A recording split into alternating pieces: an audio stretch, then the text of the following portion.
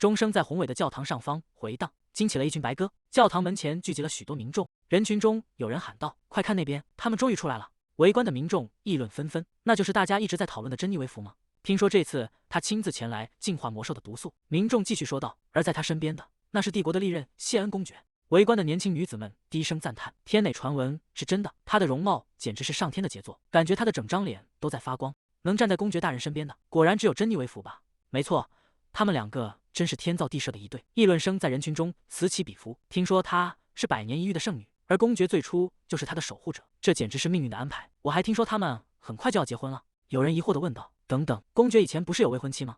另一人回应道：啊，是有过，但他在5年前的一场事故中去世了。虽然对死者有些不敬，但为了帝国着想，这结果反而更好。艾德琳隐没在人群中，看到他过得很好，我很高兴。谢恩·布兰卡德，那个5年前曾是我的未婚夫的男人，我别无选择，只能离开他，因为那个永远无法告诉他的理由。我本以为他很快就会忘记我，毕竟我们的婚约只是一场形式，而且最重要的是，在我离开后，我的未婚夫和这个世界的女主角珍妮微服很快就会迎来属于他们的幸福结局，而我仅仅是那个折磨他们的恶女。民众的欢呼声再次传来，快看圣女，她简直就是完美的公爵夫人人选，祝愿他们永远幸福。艾德琳拉紧斗篷遮住自己的面容，这样就足够了。我已经决定要寻找属于自己的生存之路，现在已经没有回头路了。艾德琳闭上眼睛，在心中默默祈祷。谢恩，我真心希望从今往后你能一直过得很好。我曾以为我这样就能改变这个世界的结局。那么在今晚的宴会上，公爵大人邀请了。公爵意识到自己当初的想法是多么愚蠢，他转身离开，消失在街道的尽头。一切发生的很快。我的名字是艾德琳，伯特兰侯爵家唯一的掌上明珠，也是一名转生者。起初，由于带着前世模糊的记忆，我总觉得自己与这个陌生的世界格格不入。但当我看到真心爱护我的父母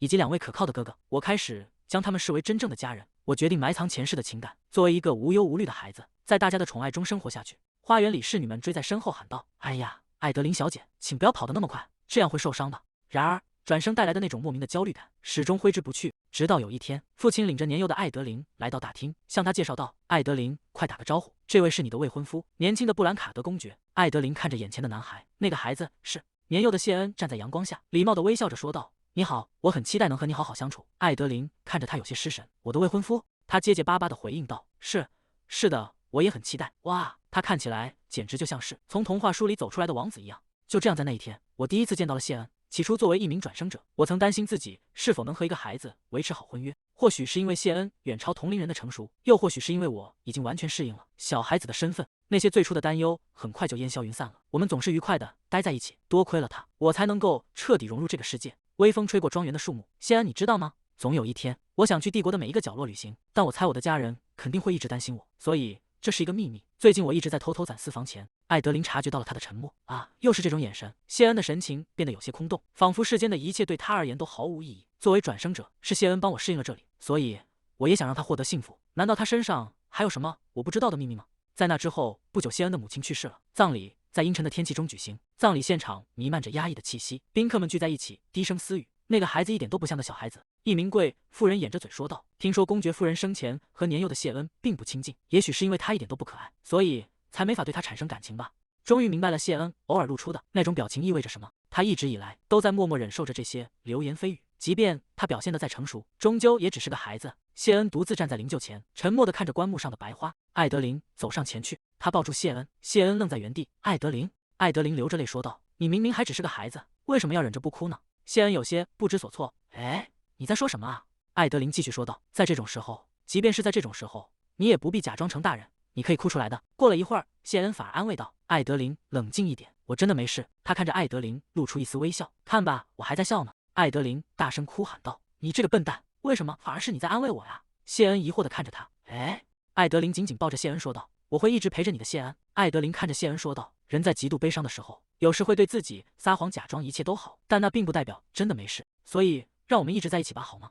不要选择独自一人。”谢恩看着艾德琳，沉默了许久。好，谢谢你，艾德琳。在那之后，我们彼此依靠。我本以为未来的日子会一直这样幸福下去，直到那件事发生。9岁那年，我偶然在报纸上看到了一行字，从那以后，我的生活彻底改变了。报纸上写着，圣女每100年出现一次。然而，目前距离上一任圣女出现已经过去了近1个世纪，新的圣女却迟迟没有现身。为了缓解民众的焦虑，帝国的人们提前赋予了未来的圣女帝国救世主的称号。艾德琳看着报纸上的内容，心中猛地一惊。等等，100年轮回的圣女，还有帝国救世主，这个故事绝对是我前世读过的那本小说。难道说我转生到了小说世界里？那本小说的名字叫做《原以为是假圣女的她其实是真的》。那是一个平凡的浪漫故事，讲述了一位能够净化魔兽毒素的圣女，以及一位守护她的公爵。然而问题在于，艾德琳继续阅读报纸上的报道，布兰卡德家族的年轻公爵谢恩在剑术大赛中崭露头角，随后成为了协助圣女的候选人。这部小说的男主角竟然就是我的未婚夫谢恩·布兰卡德。而我作为男主角的未婚妻，因为嫉妒男女主角之间的感情，犯下了各种恶行，最终以最凄惨的恶女身份死去。不仅如此，还有一个更令人震惊的事实：圣女觉醒。在这个典型的奇幻小说世界里，魔兽横行，唯有身为女主角的圣女能够净化他们的毒素，拯救全人类。然而，圣女觉醒的契机竟然是恶女艾德琳的死亡。在圣女觉醒之后，女主角会运用她的力量，最终阻止世界的毁灭，达成幸福的结局。换句话说，这个故事必须通过我这个恶女的死亡，才能宣告完结。餐具碰撞的声音响起，谢恩看向对面的艾德琳，问道：“艾德琳，你在想什么呢？这么入神？对了，今天吃完午饭后，我们要不要去散散步？我想带你去看看花园里盛开的花。”艾德琳低头看着手中的书，脸色苍白，陷入了深深的恐惧之中。深夜的宅邸外传来敲门声，艾德琳，是我谢恩，我们谈谈吧。是我做错了什么吗？我只是不明白，为什么你突然提出要解除婚约？艾德琳躲在被子里，听着门外的声音。对不起，谢恩，我别无选择。谢恩，真的很抱歉，请你先离开吧，不要再对我这么温柔了。谢恩站在门外沉默不语。自从意识到自己转生后，他便向谢恩提出了解除婚约的要求，这是为了扭转原有的剧情，哪怕只有一点点改变也好。如果放手让谢恩离开，他就能更早的遇见女主角，在这个过程中，或许能找到另一种让圣女觉醒的方法。虽然因为长辈们的缘故，婚约实际上并不会被轻易取消，无论如何自己都必须远离谢恩。对不起，谢恩，伤害了你，但你很快就会忘记像我这样的人，毕竟你是注定会拥有幸福结局的主角。等圣女出现后，会尽全力帮助她觉醒，这样就能保护所有人，也能避免自己的死亡。然而，这本小说的残酷程度远超他的想象。窗外下起了大雨，深夜的卧室里回荡着沉重的脚步声。艾德琳躺在床上，听着那越来越近的声音，心中充满了疑惑：是脚步声吗？突然，窗外雷声大作，一道闪电划破黑夜，映照出床边一个手持短剑的身影。那人双眼通红，猛地挥剑刺下。艾德琳发出一声惨叫：“不要！”原来这只是一场梦。艾德琳按住额头，感到疲惫不堪。这种噩梦到底持续多少天了？自从他提出解除婚约以来，就一直被这些恐怖的梦境所折磨。在那些梦境里，艾德琳尝试了无数种逃避命运的方法。在其中一个梦里，他成功解除婚约，却最终死于毒杀。在另一个梦里，他试图成为珍妮维弗的追随者，却依然没能躲过暗杀。甚至在逃往修道院的梦境中，他也死于一场突如其来的马车事故。而今天的梦境更加荒诞，二哥从提西特王国出差回来，带回了一名仆人。艾德琳最终死在了那个仆人的剑下。这些噩梦都有一个共同点，无论他如何挣扎，结局总是死亡。艾德琳坐在餐桌前，回想着梦里的细节。去提西特王国出差，二哥明明还未成年，这根本不合逻辑。这些梦真是越来越奇怪了。坐在对面的妇人关切地问道：“艾德琳，你的脸色看起来很苍白，身体不舒服吗？”艾德琳勉强挤出微笑，回应道：“啊，只是昨晚没睡好。”妇人叹了口气说道：“哦，亲爱的，你一定是因为二哥要去远行而感到难过，所以才失眠的吧？”艾德琳愣住了，一股寒意瞬间席卷全身。艾德琳追问答：“哥哥要离开，去哪里？”妇人回应道：“还能去哪？当然是提西特王国。他说要去那里开始经商。”艾德琳愣在原地。提西特王国，那是梦里哥哥带回那个仆人的地方。难道那些不只是噩梦，而是预知梦？仿佛为了证实他的猜想，从那天起，梦境开始逐一变为现实。如果艾德琳梦见大哥回到领地，第二天他果然会动身前往领地；如果他梦见母亲病倒，母亲就真的会卧床不起。这一切就像有人在预言他的死亡，并以此嘲弄他。与其他转生者能开拓命运的小说不同，这个世界似乎在向艾德琳低语。如果他不死，世界就会走向毁灭。艾德琳冷笑一声：“原来是这样，你就这么想让我死吗？”被逼入绝境的艾德琳心中涌起一股反抗的冲动。既然无论如何都无法躲避死亡，那就干脆伪造自己的死亡，以此来欺骗命运。在那之后，艾德琳开始周密地准备自己的死讯。她根据原著剧情，召集了一批守口如瓶且能力出众的部下，并精确计算了伪造死亡的时机与方法。由于珍妮维弗是因为没能阻止艾德琳的死亡而感到愧疚才觉醒的，所以执行计划的那一天必须选在珍妮维弗遭到袭击的那一刻，就像原著中发生的那样。在筹备计划期间，艾德琳继续与谢恩保持距离。虽然因为长辈们的阻挠无法正式解除婚约，但她依然没有结婚的打算。时光飞逝，几年后，珍妮维弗终于出现了。艾德琳伪造死亡的计划终于准备就绪。执行计划的那天，皇宫内传出一声凄厉的尖叫，一名侍从惊慌失措地喊道：“公爵大人，艾德琳小姐，为了保护圣女。”珍妮维弗抱着浑身鲜血的艾德琳，泪流满面地哀求道：“艾德琳小姐，请睁开眼睛看看我。”谢恩冲上前去，从珍妮维弗怀中接过艾德琳，“快去找治愈师，立刻！”侍从颤抖着回应道：“是的，大人。”艾德琳虚弱地靠在谢恩怀里，这比预想中还要疼。谢恩紧紧抱着她，声音颤抖着说道：“艾德琳，求你了，不要闭上眼睛看着我好吗？”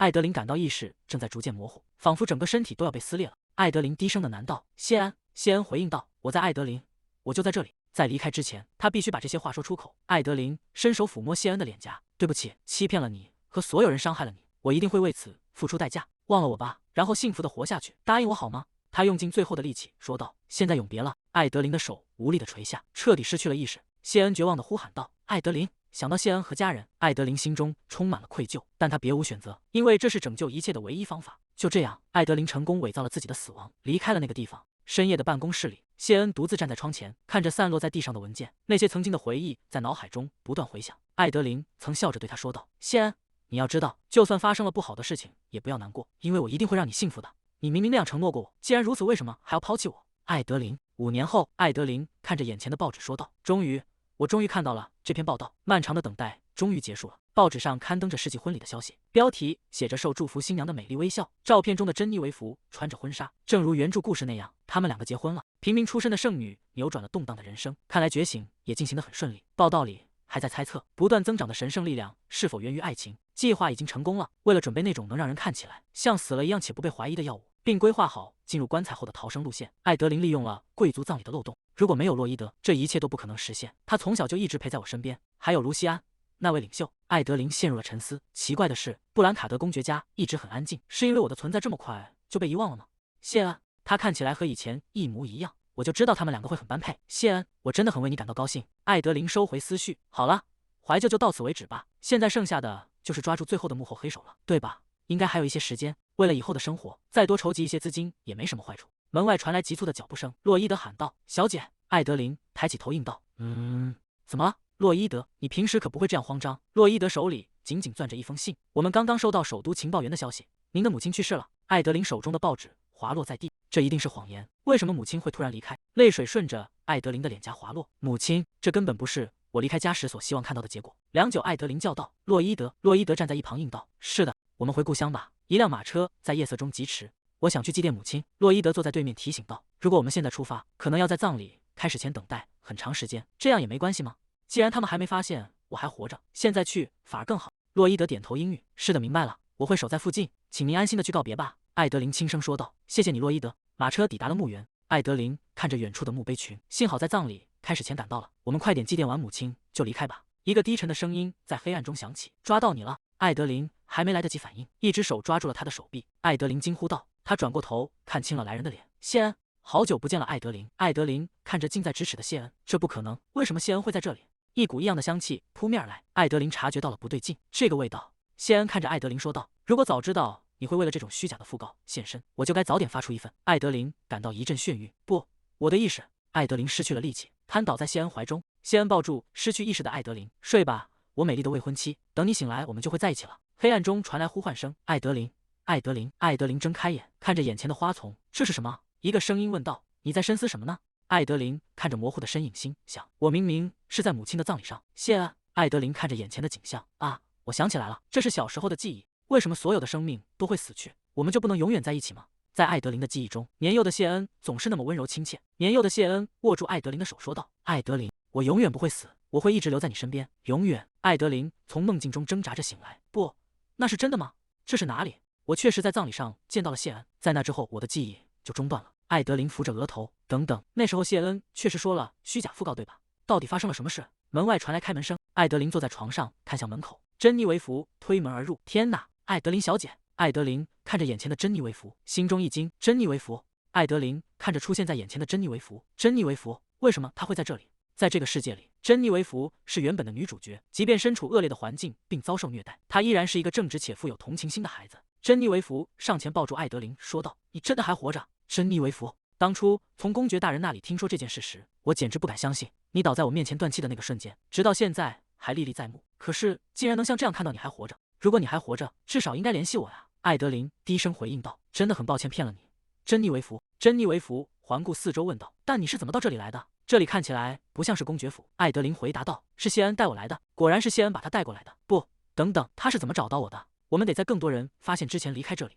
艾德琳看向珍妮维弗说道：“珍妮维弗，我有太多话想说，但你能先告诉我到底发生了什么吗？如果你能帮我逃出去就更好了。”珍妮维弗低下头回应道：“对不起，艾德琳小姐，如果我这么做谢恩会非常生气的。艾德琳疑惑地问道：“但是谢恩是你的丈夫啊，如果是妻子的请求，他一定会听的。”珍妮维弗愣住了。我的丈夫？艾德琳看着珍妮维弗的反应，为什么他是这种反应？珍妮维弗若有所思地说道：“啊，我想你是因为那篇关于结婚的报道才这么想的吧？”艾德琳追问道：“对，就是那篇报道。”珍妮维弗，你不是结婚了吗？珍妮维弗点头说道：“是的，我确实结婚了。”艾德琳急切地回应道：“你看，既然是谢恩，他一定会听妻子的话。”珍妮维弗平静地补充道：“虽然我的结婚对象并不是谢恩。”艾德琳愣在原地：“你说什么？”艾德琳追问道：“那是怎么回事？”报道上明明写着。珍妮维弗解释道：“啊，那份报纸乍一看确实像是设计成我与公爵结婚的样子，但实际上报道中没有任何地方提到公爵就是我的丈夫。”艾德琳失神的低声说道：“这不可能。”艾德琳想起谢恩曾说过的话：“如果早知道你会因为虚假的讣告这种小事就上钩，我应该早点发布的。”艾德琳意识到，这意味着母亲的讣告还有那场婚礼全都是陷阱。难道这一切都是谢恩的计划，为了把我引诱出来？珍妮维弗继续说道：“所以我的丈夫是皇太子护卫队的骑士，一个既没有领地也没有爵位的男人，并不是谢恩。”艾德琳感到难以置信，谢恩为什么要这么做？公爵大人听到了你还活着的消息，艾德琳小姐，这就是我配合他的原因。他说，如果我们这样做，你一定会回来的。珍妮维弗看着艾德琳说道：“直到报道发出的那一刻，我还在担心这会不会是个错误，没想到你真的回来了。”艾德琳低声呢喃。珍妮维弗神情严肃地问道：“请现在回答我，艾德琳小姐，5年前你为什么要消失？”艾德琳避开了视线。那个，我没法说出口，我怎么可能告诉你？这个世界其实是一本小说，而我是注定要在伤害你之后死去的反派。我的死亡是你觉醒力量的必要条件，我不能说。珍妮维弗微微一笑说道：“果然，你不会这么轻易告诉我。”艾德琳愧疚地回应道：“对不起，珍妮维弗。”珍妮维弗站起身说道：“如果我现在帮你，公爵大人是不会放过我和我丈夫的。不过，我会去请求皇太子殿下帮忙，至少让你能离开这个房间。”艾德琳低声说道：“珍妮维弗，既然珍妮维弗都做到了这一步，谢恩一定是疯了。”艾德琳回应道：“谢谢你。”珍妮维弗走到门口，停下脚步。“艾德琳小姐。”艾德琳应道：“怎么了？总有一天你会告诉我的吧？关于你离开这5年的原因。”艾德琳看着珍妮维弗的背影，那个，现在的剧情已经完全偏离了小说的原意，没有人知道我的生活会变成什么样。比起任何人，我都更希望能说出真相并获得平静。但我通过梦境预见到，如果我这么做，会让他们所有人都陷入危险。艾德琳看向珍妮维弗说道：“我会努力的，等一切都结束之后。”珍妮维弗微笑着说道：“我会等的。”其实最想听到那个解释的人另有其人。艾德琳小姐，布兰卡德公爵府谢恩的办公室内，谢恩独自站在窗前。艾德琳，5年后再次见到的艾德琳，比记忆中消瘦了许多。如果你在做出那样的决定后，依然选择离开我身边，那么你应该过得更好才对，艾德琳。虽然现在说这些已经没有意义了，因为你再也无法离开我了。如果你一定要怨恨什么，就怨恨让我们相遇的命运吧。我们第一次见面是在我10岁那年。年幼的艾德琳看着眼前的少年说道：“你好，你是我的未婚夫吗？”谢恩看着眼前的女孩，原来这个孩子就是我的未婚妻，伯特兰家的千金。伯特兰家族坐拥肥沃的领地，是一个生意兴隆的富裕家族。正因如此，皇室一直渴望与伯特兰建立直接的同盟关系，但在多次遭到拒绝后，他们最终选择了一个折中方案。那个方案就是让我这个皇女之子成为伯特兰家的女婿。所以，无论是他还是我，都不在乎对方到底是谁。谢恩看着艾德琳说道：“确实，我很期待与你相识。在那时，在遇见艾德琳之前，我确实是这么想的。那时候的他有着独特的一面。”艾德琳总是能轻易回答出那些深奥的话题，却又会迅速装作一无所知。他还经常盯着我的脸看，一旦被发现，就立刻假装看向别处。对我而言，这些举动已经足够引起我的注意。我拥有着让我与众不同的特殊能力，这让我觉得整个世界都枯燥乏味。在那些日子里，即便身处人群之中，我也觉得和独自一人没什么区别，只觉得无聊。或许正是因为这样，碎裂声在大厅中回荡。别把那个孩子带到我面前，那双盯着我的蓝眼睛，真是令人毛骨悚然。什么？谢恩可是你的亲生儿子，他根本不像个孩子。你觉得那个孩子正常吗？我怎么可能对那种怪物产生感情？年幼的谢恩站在阴影处，听着父母的争吵，甚至连亲生母亲都觉得他令人不安。母亲的话并没有让他感到多么受伤。大人们在面对他这个异类时，总是无法掩饰内心的不安。作为证明，在母亲的葬礼上，我也没有感受到任何悲伤，确实是那样的。谢恩，留在我身边，不要再把自己一个人关起来了。在葬礼上，当艾德琳给予我慰藉并抱住我的那一刻，她的体温如此炽热，让我甚至产生了一种错觉，希望自己能真正感受到悲伤。从那一刻起，原本觉得未婚妻是谁都无所谓的我，开始庆幸那个人是艾德琳。真是不可思议，生活不再枯燥乏味了。我从未想过自己竟然会对某个人产生这样的情感，那些无法触动他人的琐碎小事，一切都因为是他才变得讨人喜欢。艾德琳看着漫天飞雪，说道：“谢恩，快看这些雪，很漂亮吧？”谢恩轻声回应道：“谢恩看着他，心中暗自发誓，我绝不会把他让给任何人。然而命运却朝着完全相反的方向发展。艾德琳突然宣布解除婚约。谢恩追上艾德琳问道：“艾德琳，如果我做错了什么，请告诉我。艾德琳避开他的视线回应道：“不是因为那种事，对不起。”艾德琳转身离开。等等，艾德琳，由于这是皇室安排的婚约，并没有被真正取消，但艾德琳却开始一直躲着我。艾德琳看向谢恩说道：“谢恩，你必须诚实面对自己的感情。当心爱的人出现在面前时，你一定要抓住他。”谢恩低声回应道：“我知道了。那些传闻说他有了新欢，而他总是表现的仿佛能预知未来。我虽然内心备受煎熬，表面上却维持着冷静。我一直在等待他终有一天会回到自己身边。然而，等来的却是他冰冷的死讯。”谢恩绝望地喊道：“艾德琳！”艾德琳虚弱地靠在谢恩怀里说道：“对不起，谢恩，你曾告诉过我，不要再让自己孤身一人。”艾德琳断断续续地说道：“忘了我，幸福地活下去，好吗？”谢恩痛苦地看着他：“你明明说过会一直留在我的身边，他是我的世界里唯一的色彩，是我唯一的感情，是我唯一的爱人。”艾德琳·伯特兰，在他死去的那天，我的世界彻底崩塌了。直到有一天，我收到了一封来自皇太子的信，信中写道：“谢恩，我知道你最近状态一直不好，但这件事非常紧急。你还记得艾德琳以前经常带在身边的那个仆人吗？我在调查非法贩卖魔兽副产品的地下组织时，发现那个头目卢西安·科尔曾频繁与艾德琳的仆人接触，尤其是从6年前开始，他出入那里简直就像回自己家一样频繁。卢西安那个人擅长伪造任何信息，所以我一直觉得很奇怪，艾德琳怎么会和那种家伙扯上关系？”谢恩看着信件，一个念头猛然闯入脑海：难道通过皇太子的这封信，我意识到了一种可能性，或许伊德琳的死从头到尾都只是一场戏。谢恩攥紧手中的报告，下属确认了艾德琳在事故发生的前一天曾与卢西安·科尔见面。当我终于从下属口中得知真相的那一刻，那种被欺骗的绝望与背叛感几乎将我淹没。谢恩坐在椅子上，发出一声冷笑：“哈！”但在愤怒之余，一想到能再次找到他，我心中竟涌起一种近乎狂喜的快感。虽然不知道他为什么要费尽心机离开我，但那些都不重要了。我决定先要把他彻底留在身边。艾德琳，几天过去了，自从珍妮维夫离开后，艾德琳一直在寻找逃跑的机会。房间位于高层，窗外只有一片茂密的森林。艾德琳不得不放弃了逃跑的念头。她躺在床上，看着天花板，叹了口气，真是进退两难，完全猜不透谢恩在想什么。自从那天之后，谢恩就再也没有出现过，他根本没有机会直接去问他。就在这时，房门被推开了，门外传来一个惊讶的声音：“天哪！”艾德琳听到这个声音，猛地转过头，这个声音是母亲艾玛，站在门口，双手捂住嘴，眼眶里噙满了泪水。艾玛快步冲进房间，一把抱住艾德琳：“艾德琳，我的女儿！”看来谢恩伪造母亲死讯的消息是真的，这在某种程度上让他松了一口气。但谢恩到底在想什么？为什么要特意把母亲带到这里来？冷静点，艾玛！艾德琳看着门口，不敢置信。家人们依次走进房间，父亲和哥哥们竟然都在这里。帕特里克护住艾玛，说道：“母亲，请退后，我们现在还不能完全信任谢恩。”杰夫看着艾德琳冷笑道：“他确实找了个长得一模一样的女人。”布兰卡尔公爵。谢恩从走廊尽头走来，身后跟着珍妮维弗。帕特里克看向谢恩说道：“布兰卡德公爵，我亲手将我的妹妹放进了棺材，你觉得我会相信这个女人就是我的妹妹吗？”谢恩停下脚步回应道：“那时候艾德琳处于假死状态，以当时珍妮维弗的力量，那是极限了。”帕特里克追问道：“你这是什么意思？”珍妮维弗的力量。谢恩继续说道：“艾德琳没有死，在她受到攻击的那一刻，珍妮维弗的力量保护了她，所以在下葬前的哀悼期，我们将她带了出来。在那之后，我们一直在协助珍妮维弗，尝试让她苏醒。”珍妮维弗走上前来补充道：“女神回应了5年的祈祷。”帕特里克看着眼前的两人，陷入了沉默。珍妮维弗双手合十，虔诚地祈祷着：“为了我的恩人艾德琳小姐，这5年一点都没有白费。”艾德琳看着这一幕，在心中暗自腹诽：这些人比我还会骗人，不是吗？珍妮维弗，连你也这样？侯爵看向谢恩问道：“那你为什么不从一开始就告诉我？”谢恩回应道：“你曾说艾德琳的死全是因为我没有加强公爵府的安保，那是我的错，而且你从未给我开口解释的机会。”谢恩垂下眼帘，继续说道：“最重要的是，因为我不确定这个方法是否能成功，我想等成功之后再说也不迟。”侯爵若有所思地说道：“所以这就是你一直没有正式解除婚约的原因？”谢恩看向艾德琳：“我告诉过您，我从未考虑过艾德琳以外的任何人。既然艾德琳已经平安归来，我打算尽快举行婚礼。”艾德琳愣在原地：“婚礼？这太荒谬了，谁来反驳一下啊？”他看向周围，发现大家似乎都陷入了沉默。难道是因为太震惊了，所以就这么默认了谢恩的话吗？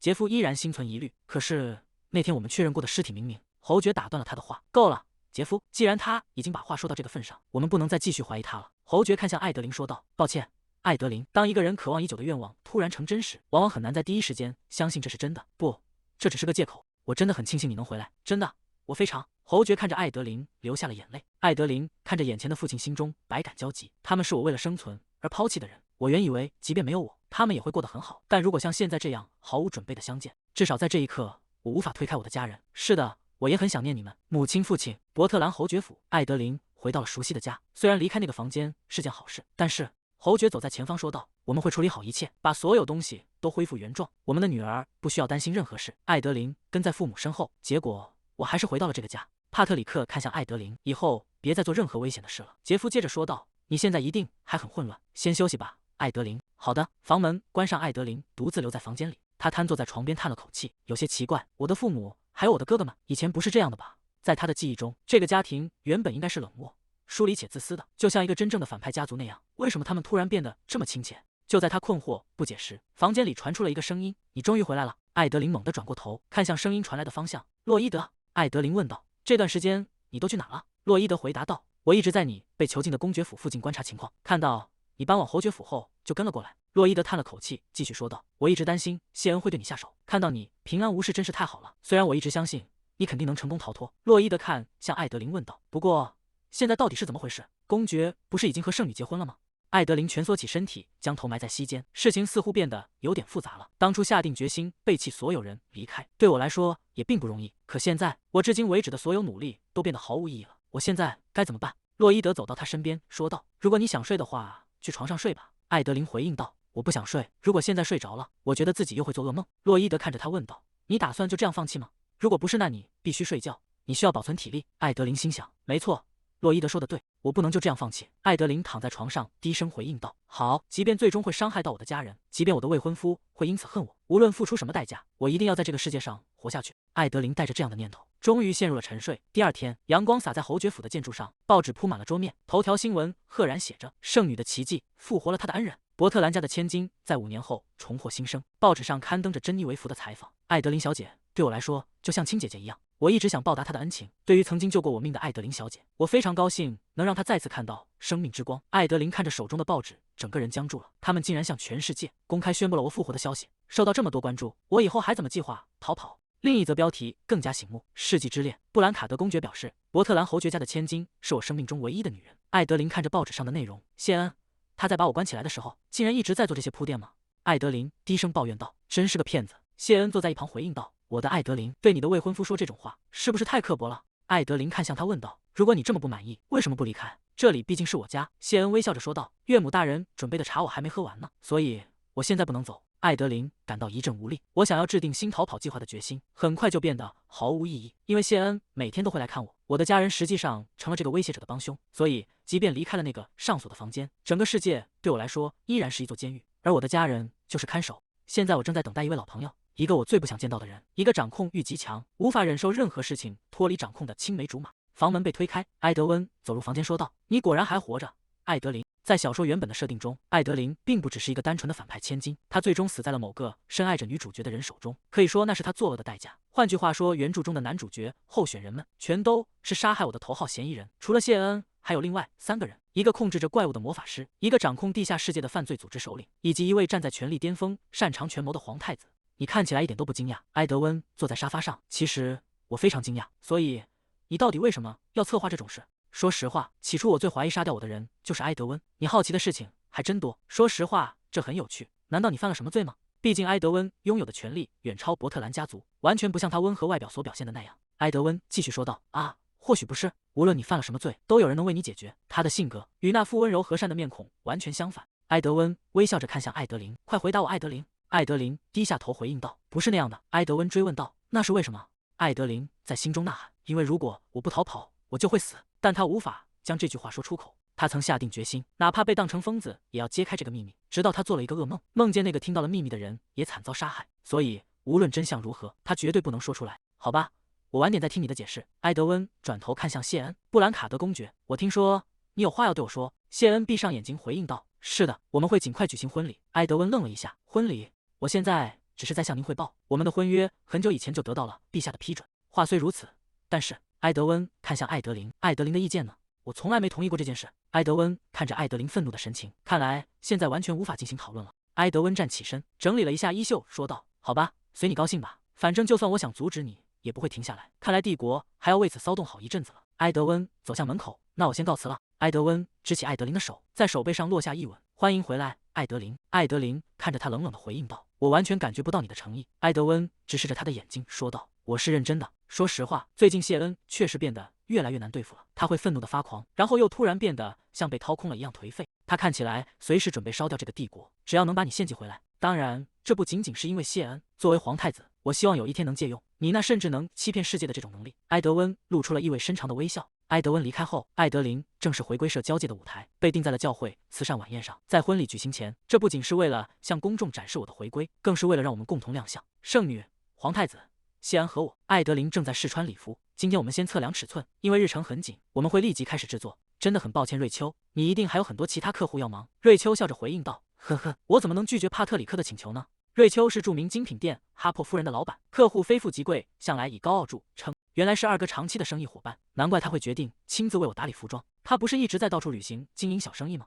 难道他才是瑞秋最大的投资人？艾德琳回过神来问道：“那么现在没有其他要准备的了吧？”伯特兰夫人快步走来打断了他的话：“你在说什么呢？要准备的东西多着呢。虽然我们把你以前的裙子保存得很好，但它们已经过时了，我们必须全部买新的。”艾德琳无奈地回应道：“母亲求您了。”杰夫走上前揽住伯特兰夫人的肩膀，安慰道：“没关系，重要的大件已经选得差不多了，剩下的我们可以慢慢准备。我们现在有的是时间。”伯特兰夫人愣了一下，啊！伯特兰夫人捂着脸哭泣道：“是的，我们现在有的是时间。”艾德琳看着母亲的样子，感到一阵头疼。我要疯了。杰夫微笑着看向母亲说道：“绝对不用着急，母亲。”伯特兰夫人点了点头：“是的，你说的对。”杰夫转过头，目光落在艾德琳身上，问道：“对吧，艾德琳？”艾德琳避开他的视线，低声回应道：“他的目光很可疑，看来我的二哥还是没有完全信任我。如果能利用好这一点，也许另一个逃跑的机会就会到来。”艾德琳步入宴会厅，周围的宾客们停下交谈，目光纷纷投向入口处。天哪，快看那边！另一人难以置信地问道：“我没看错吧？不可能，现在进来的那个人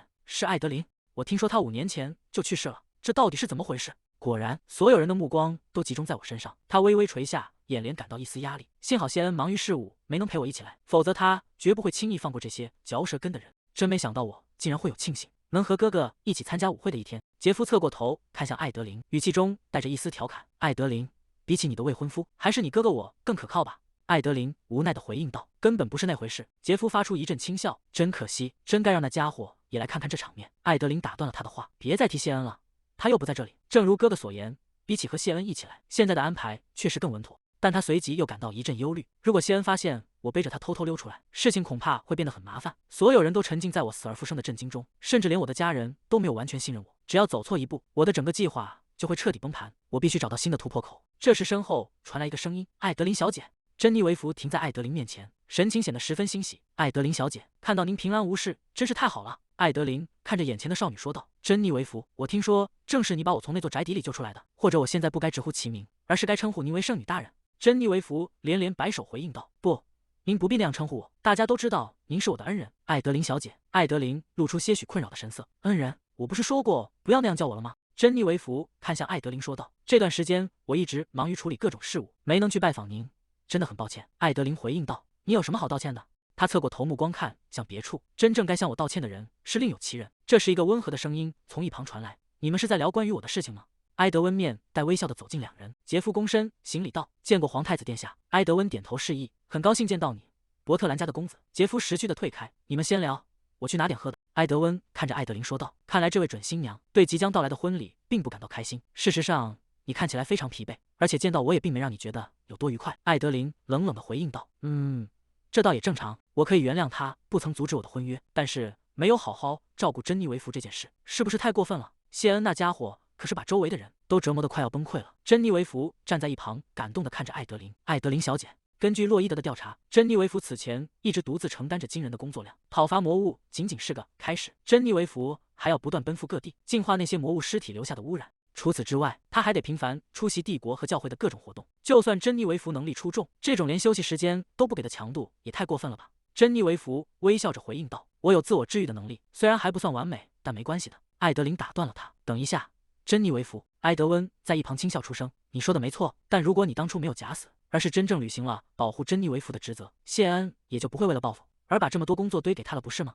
艾德琳一时语塞：“这个我确实没料到事情会变成这样。按照原有的剧本，他们现在应该已经击败了最终反派黑魔法师，迎来了幸福的结局。可根据洛伊德的调查，自从5年前那次袭击之后，黑魔法师就彻底销声匿迹了。如果按照原著剧情，他本该一直纠缠珍妮维弗，直到最后被解决掉才对。难道是因为我没有像小说里那样真正死去，才导致事情出了差错？如果是这样，那是不是意味着我的生命依然处于危险之中？无论如何，有一件事是确定的，只要那个黑魔法师还逍遥法外，这个世界就永远无法迎来真正的幸福结局。所以必须尽快抓住他。目前我唯一知道的线索就是那个家伙潜伏在帝国的贵族之中，但想要在不引起怀疑的情况下获取相关情报，按原计划嫁给谢恩是唯一的途径。艾德温看着陷入沉思的艾德琳，转头对身边的珍妮维弗说道：“看来伊德琳又在构思什么逃跑计划了。珍妮维弗，我们该去向侯爵夫人问候了。”珍妮维弗回过神来，啊，好的。她看向艾德琳，轻声告别：“稍后再见，艾德琳小姐。”艾德琳点了点头：“好的，慢走。”珍妮维弗，太好了，既然哥哥和珍妮维弗都离开了，现在就是我的机会。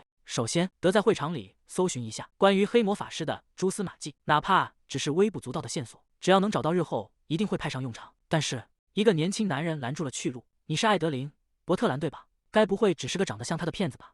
艾德琳停下脚步，心中感到一阵厌烦。调查还没开始，就有人来找麻烦了。他看向眼前的男人问道：“请问你是哪位？”男人摇晃着身体，语气轻浮的回应道：“哎呀，就算我说了，你会认识我吗？”艾德琳闻到一股刺鼻的气味，好重的酒味，这家伙喝醉了吗？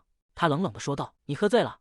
教会的活动是不提供酒水的。”周围的宾客们开始聚集，窃窃私语声此起彼伏，大家都在看。他们本来就对我死而复生的传闻感到好奇，现在更是兴奋的不得了。醉酒男人走近一步，嘲讽道：“怎么想喝一口吗？也难怪，毕竟要演好一个死人复活的骗局，你一定很紧张吧？你不过是个冒充死人的冒牌货。”艾德琳叹了口气：“圣女，我的家人，甚至连皇太子殿下都已经承认了我的身份，难道我还需要向你证明我就是艾德琳·伯特兰吗？”男人不依不饶地叫嚣着：“没错，如果你能证明的话，虽然我觉得你根本做不到。”艾德琳看着他，心中做出了决定，拖得越久只会引来更多关注，没办法了，只能先解决掉他。男人继续指手画脚地说道：“从一开始就不对劲，昏迷了5年的人和尸体有什么区别？你觉得死而复生这种事有逻辑吗？”艾德琳点了点头，若有所思地回应道：“你说的对，这确实很合理。”醉酒男人愣在原地：“什么？你为什么要同意我的话？”艾德琳平静地看向他：“所以你的想法基本上是这样的，这个女人无法证明自己的身份，所以她一定是个骗子。”男人被他盯得有些退缩。艾德琳继续说道：“也就是说，这个自称是艾德琳·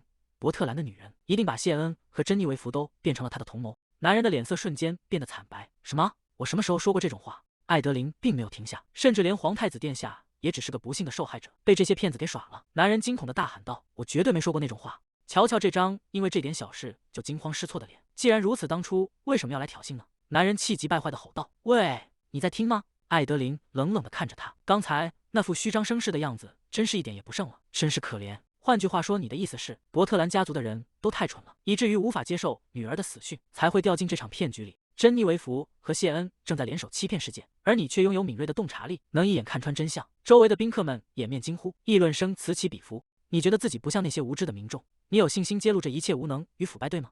他双手合十，露出灿烂的微笑，问道：“这就是你想说的话吗？”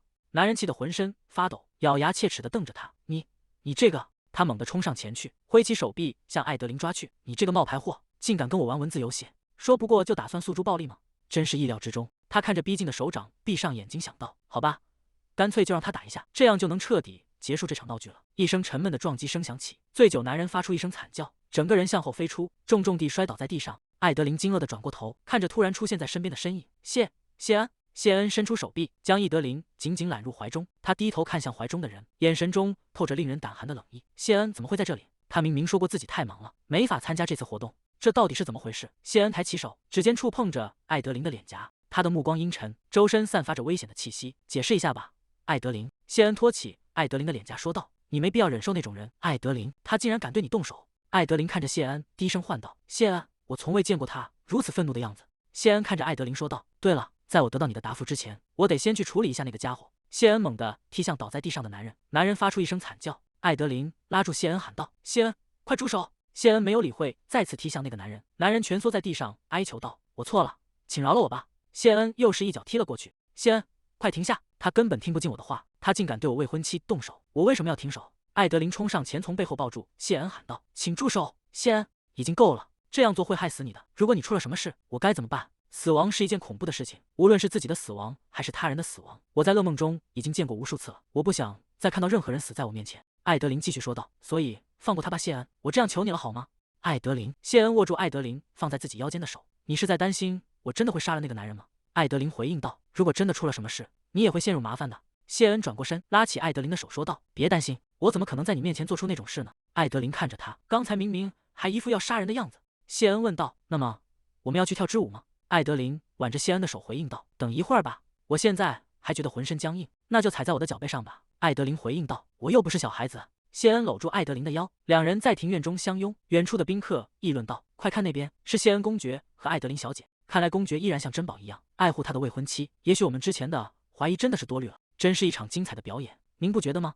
杰夫停下脚步，看向来人说道：“殿下。”埃德温端着酒杯走近，微笑着说道：“多亏了谢恩公爵刚才闹出的那一幕，所有针对艾德琳的怀疑都立刻平息了。谢恩刚才所做的一切都是经过精确计算的，那是给所有人的警告，警告大家不要胆敢怀疑或审问他的未婚妻。”埃德温抿了一口酒，他还是和以前一样始终如一。现在再也没有人敢轻视艾德琳了，他这等于是向所有人宣告，他已经把自己的项圈交到了那个女人手里。一张非常有用的牌重新回到了棋局中。杰夫沉默地看着前方。游园会结束后，瑞秋抱着布料问道：“这么晚了，您怎么会来这里？”杰夫走进房间，回应道：“你好，瑞秋，今天我不是来找你干活的，而是想借用一下你的眼睛。”瑞秋拥有一种非常特别的眼力，她能够精准地洞察客人的外貌特征，并过目不忘。正是凭借这种天赋，她才让自己的精品店大获成功。这也是为什么我们会委托她来负责艾德琳参加宴会的礼服。杰夫看着瑞秋问道：“那么，你觉得呢？那个女孩真的是艾德琳吗？”瑞秋沉默片刻，回答道：“是的。”杰夫听后陷入了沉思。你带来的那个女孩绝对就是你的妹妹。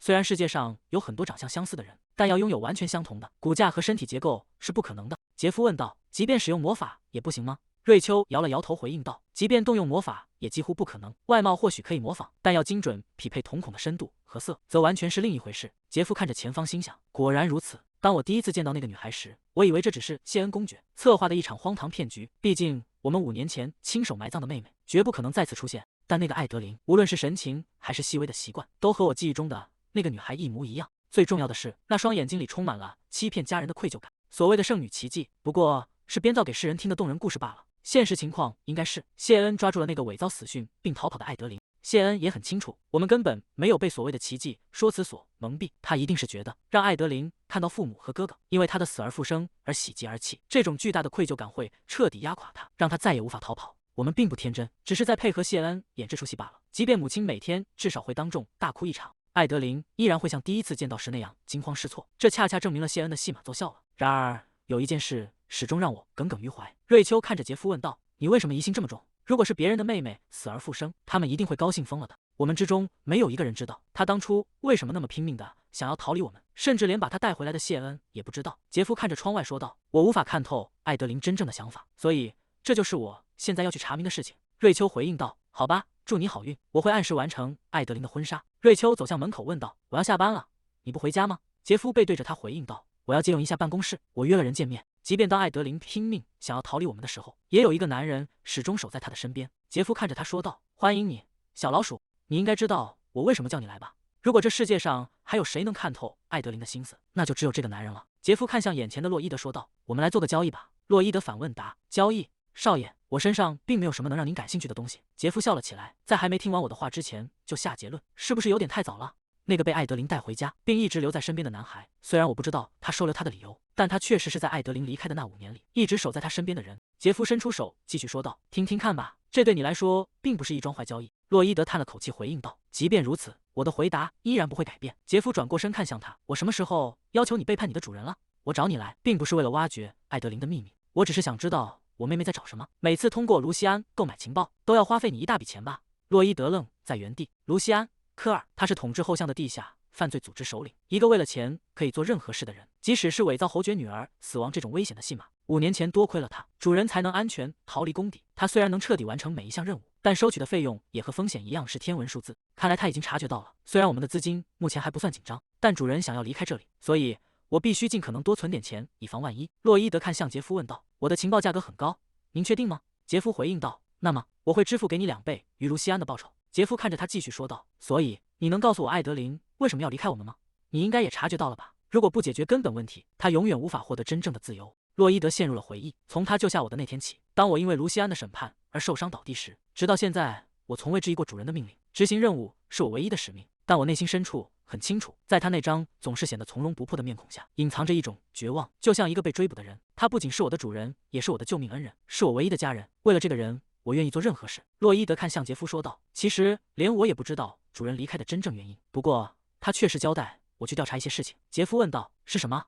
他在寻找那个盯上珍妮维弗的人，还有关于那个能操控怪物的魔法师的情报。杰夫陷入了沉思。圣女和魔法师，他要这些情报做什么？洛伊德摇了摇头，这我就不清楚了。即便面临政治压力或邻国的干涉，在格林温莎，圣女也应该是最安全的人才对。况且能操控怪物的魔法师，您听说过这种事吗？杰夫回应道：不，那是不可能的。怪物就像是自然魔力中的杂质，即便他们看起来拥有智慧，也更接近于一种模拟生物本能的现象。人类无法控制他们。如果是黑魔法，或许还有可能，但人类绝无法控制怪物，去控制那些本身就是异常存在的怪物。如果那是真的，那就意味着有人掌握了超越常理的力量。那么那个魔法师就不再是人类了，他们已经达到了神的境界。杰夫收回目光，看向洛伊德。目前我会亲自深入调查这件事，到时候再通知你。在那之前，你先待命。洛伊德回应道。明白了。洛伊德像是突然想起了什么。啊，他还让我去调查圣女的丈夫。杰夫疑惑地问道。为什么现在要调查圣女的丈夫？洛伊德解释道。主人说，如果他是个怪胎，他会让他和圣女离婚。杰夫无奈地心想，他是不是把圣女当成自己的亲生女儿了？原本我还打算告诉主人，小少爷骂我是老鼠，但现在看来是不行了，毕竟我背着他泄露了他的命令。杰夫的声音从前方传来，跟我们合作是为了你主人的利益，小老鼠，毕竟我们只是想保护我们最小的妹妹。洛伊德眼神变得深沉，而那个阻碍这一切的人，看起来不是谢恩·布兰卡德是吗？杰夫看着前方说道。目前谢恩是我们的盟友，至少我们的目标是一致的，那就是不再失去艾德琳第二次。现在没有人比谢恩更擅长防止艾德琳逃跑了，我们伯特兰家族绝不会犯同样的错误。夜幕降临，宏伟的宫殿在月色下显得格外静谧。圣女，该休息了。珍妮维弗停下手中的动作，回应道。啊，好的，我马上就过去。珍妮维弗眼神中透出一丝落寞。我不想回去，就算回去了，那里也没有人在等我。这种孤独感对我来说并不陌生。我的丈夫作为皇太子的护卫，几乎一直住在皇宫里，而我作为圣女，也不能随意离开教会。说实话，我们的婚姻并非建立在爱情之上，所以分居生活并不难熬。我结婚只是因为渴望拥有一个家庭，但令人失望的是，我依然感到如此空虚。我曾以为如果有了孩子，情况或许会好转，但在这样忙碌的日程下，怀孕和分娩根本无从谈起，而且谁也无法确定女神的庇护是否会延伸到孩子身上。女神赋予了她的仆人各种能力，不进食也不会感到饥饿，不睡觉也能生存，无论身体多么疲惫都能继续行动。这其实更像是一种永无止境劳作的诅咒。每当想起这些力量是如何觉醒的时候，这种感觉就更加强烈。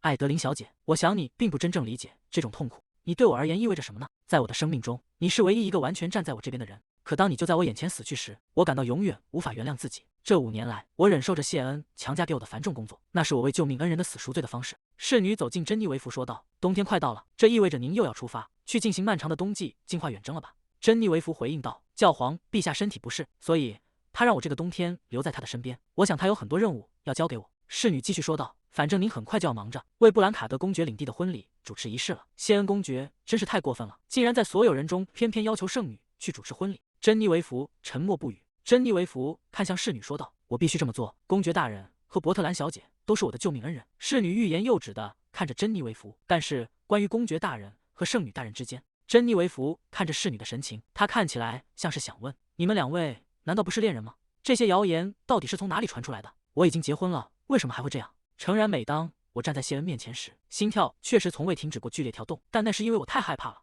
我受够了这些，我需要尽快有个孩子，这样那些谣言才会彻底消失。突然一道空声划破寂静，珍妮维弗愣在原地，一支箭擦着她飞过，定在了身后的墙上。侍女惊恐地喊道。圣女大人，快趴下！珍妮维弗遭遇袭击事件的2周后，格林温莎大教堂钟声在宏伟的建筑上空回荡。司仪宣布道。新郎谢恩以及新娘艾德琳请进。谢恩穿着华丽的礼服，艾德琳挽着他的手臂，2人并肩走向礼堂。谢恩神情冷峻，艾德琳低垂着眼帘。终于到了这一天，这一天真的来了，我至少应该在逃跑的时候谈恋爱，一个能把我从婚礼大厅带走的人。珍妮维弗站在祭坛前，庄严地宣布。以女神之名，我宣布你们正式结为夫妻，愿祝福与你们的未来同在。珍妮维弗，她看起来那么开心，根本不知道我现在的感受。如果一切按原计划进行，你本该是今天的新娘。谢恩低头看向身边的妻子，说道。艾德琳抬起头来，你应该笑一笑。他伸手揽住艾德琳的腰，将她带向自己。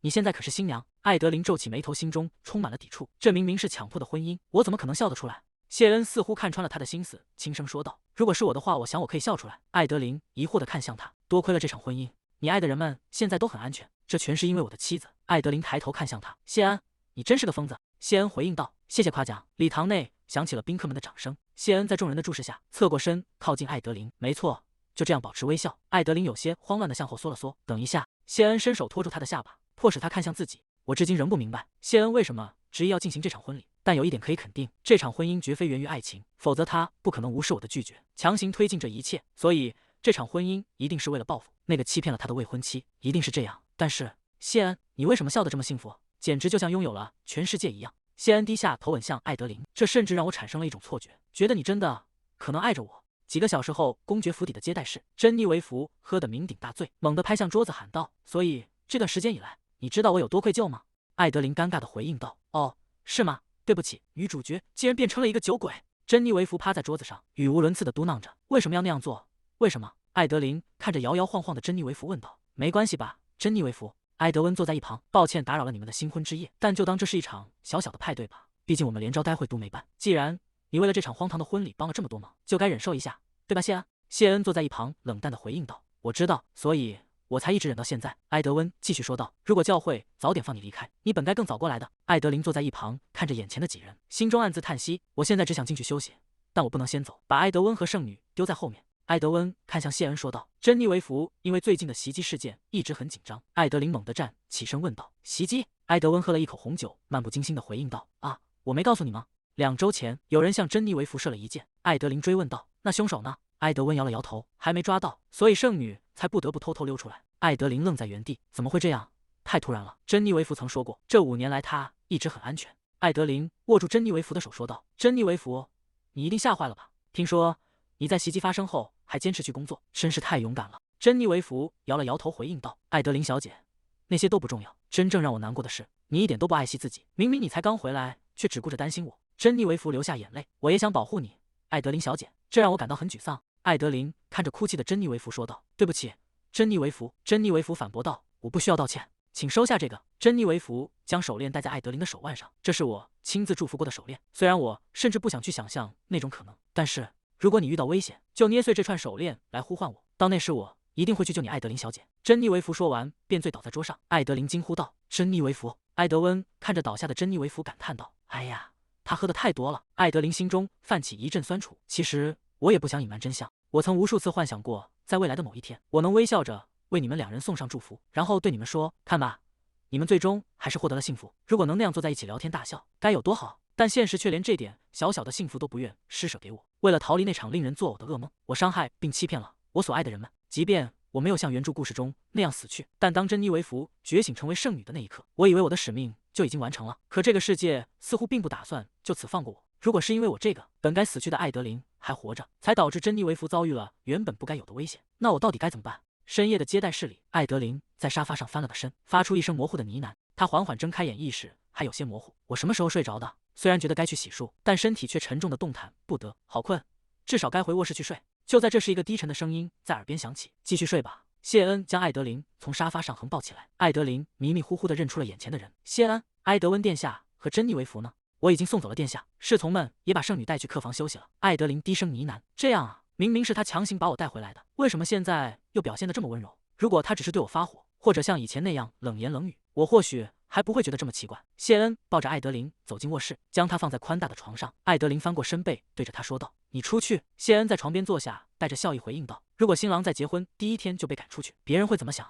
谢恩将他搂进怀里：“我只是想抱着你睡觉。”艾德琳转过头看向他：“如果你现在不睡，明天可能会累得起不来床。”艾德琳无奈地回应道：“我的头已经快要炸开了。说实话，我真的很累。自从我回来后，母亲总是背着我偷偷流泪。这几天她的眼睛甚至没有干过，连一向冷静的帕特里克也对我嘘寒问暖。杰夫甚至在出发去远方出差前，还一直对着我唠叨个不停。你真的很美，艾德琳，能看到你结婚，简直就像做梦一样。既然你帮了我这么多，我也想为你做点什么。”“谢恩，这都是因为你，因为你把我强行留在了这里。如果我不这样想，我根本无法忍受这一切。”艾德琳低声说道。“谢恩，我真的好恨你。”谢恩回应道。“我知道。”艾德琳将脸埋进枕头里，再次重复道：“我恨你。”谢恩睁开眼，看着身边的艾德琳，沉默了许久，轻声回应道：“我也恨你。”他伸出手指尖划过艾德琳的长发。“艾德琳，正因如此，我才绝对不会放你走。”婚礼后的第1个早晨，洛伊德站在走廊里：“您醒了，主人。”艾德琳按着额头：“大清早的你在忙什么？”洛伊德恭敬地回应道：“我刚刚完成了早晨的员工点名。”几名女仆见到艾德琳，立刻弯腰行礼：“夫人，您醒了。”艾德琳看着眼前的景象，心中暗自感叹：“你竟然在1天之内就理清了这里的等级制度。”洛伊德平静地回应道：“这并不是特别困难。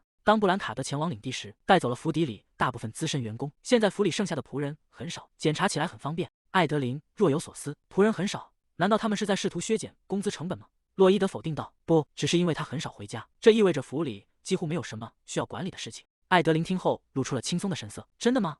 那太好了，这样我行动起来就更自由了。布兰卡德府邸的气氛确实发生了巨大的变化。艾德琳走在府邸的走廊里，看着四周的环境，这里曾经感觉更加宏伟，也更令人畏惧。现在虽然干净，却显得有些冷清。他停在一幅巨大的肖像画前，那是布兰卡德与布兰卡德公爵夫人的合影。想起自己曾发誓绝不成为公爵夫人，在那些日子里，布兰卡德府邸就像一座被荆棘包围的堡垒。布兰卡德是贵族元老院的成员，而布兰卡德公爵夫人则是帝国公主出身，两人都拥有最纯正的高贵血统。或许是继承了这两人的血脉，谢恩从小就表现出超乎常人的成熟。艾德琳回想起往事，直到他离开德尔梅兹之前，谢恩都还只是那个被称为小公爵的少年。当时他也和老伯爵住在一起。那么谢恩他是从什么时候开始变成孤身一人的？洛伊德走到艾德琳身后，提醒道：“主人，公爵正在里面等您，我去见见卢西安。”艾德琳收回思绪，先和我一起吃完早餐再去。洛伊德有些无奈地说道：“我宁愿不去面对公爵，反正那个混蛋也讨厌我。”艾德琳沉默了片刻，对。他们总是避开彼此，不，更像是公开的无视对方。那么请慢用，我稍后会检查你有没有剩下蔬菜。艾德琳看着洛伊德离开的背影，有些哭笑不得。有时候我真分不清谁才是监护人。或许是因为婚礼刚结束，我感到莫名紧张。他深吸一口气，推开了门。好吧，应该不会发生什么特别的事。谢恩手中摇晃着酒杯，睡得好吗？艾德琳走进房间，你为什么一个人在这里？谢恩转过身回应道：“珍妮维弗在你还在睡的时候就离开了。”艾德琳摇了摇头说道：“不。我不是那个意思，我是说你为什么连个随从都没有，独自在这里等着？”谢恩走到桌边，拉开椅子说道：“坐下吧，我来上餐。”艾德琳看着他的动作问道：“为什么要亲自动手，而不是叫人来呢？”谢恩一边摆放餐盘一边说道：“如果你需要的话，我可以叫人进来。”艾德琳坐了下来回应道：“不，那倒不必。”他大概又计划着随心所欲的行动了。我不能被谢恩牵着鼻子走。艾德琳开口试探道：“我听说你因为忙于政务，经常不在家。”谢恩将食物推到他面前说道：“别担心，我快吃吧。我会在这家里待上一段时间。”艾德琳猛地抬起头巾呼道：“什么？”谢恩看着他反问：“对于一个刚结婚的人来说，待在家里难道是很令人惊讶的事吗？”艾德琳有些语塞地解释道：“不是那个意思，但是你不是很忙吗？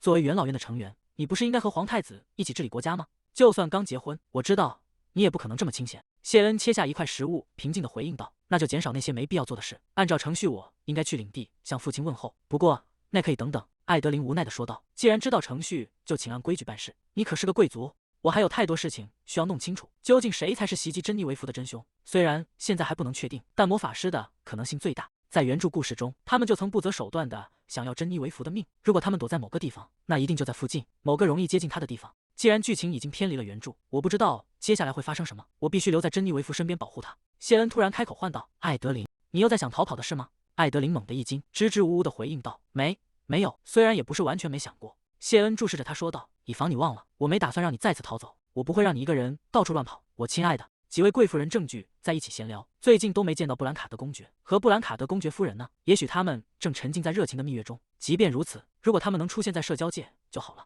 那位伯特兰家的千金，我是说现在的布兰卡德公爵夫人，简直就像是从死人堆里回来的一样。无论他现在去哪里，都会成为关注的焦点。不知道是不是发生了什么事，也许他会去参加礼拜。雨水冲刷着宏伟的教堂建筑，两名神职人员走在台阶上，低声交谈。谢恩公爵会来吗？但他很少参加礼拜。不过从这周开始，珍妮维弗圣女将亲自主持仪式。你还相信那个荒谬的传闻吗？他们之间一定有什么。同伴立刻示意他晋升。喂，小心你的嘴巴！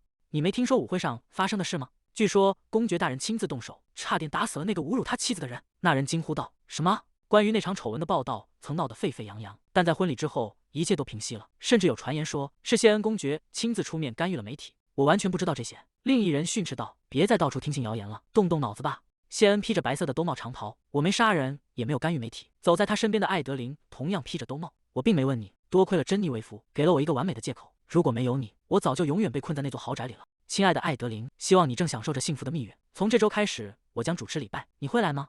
他拉低了长袍的兜帽，环顾四周。幸好今天是工作日，人比较少，否则所有的目光都会集中在我们身上。如果能一个人来就好了。谢恩仿佛看穿了他的心思，微笑着回应道：“那是不可能的，艾德琳。”艾德琳有些无奈地看向他。不，说真的，你怎么总是知道我在想什么？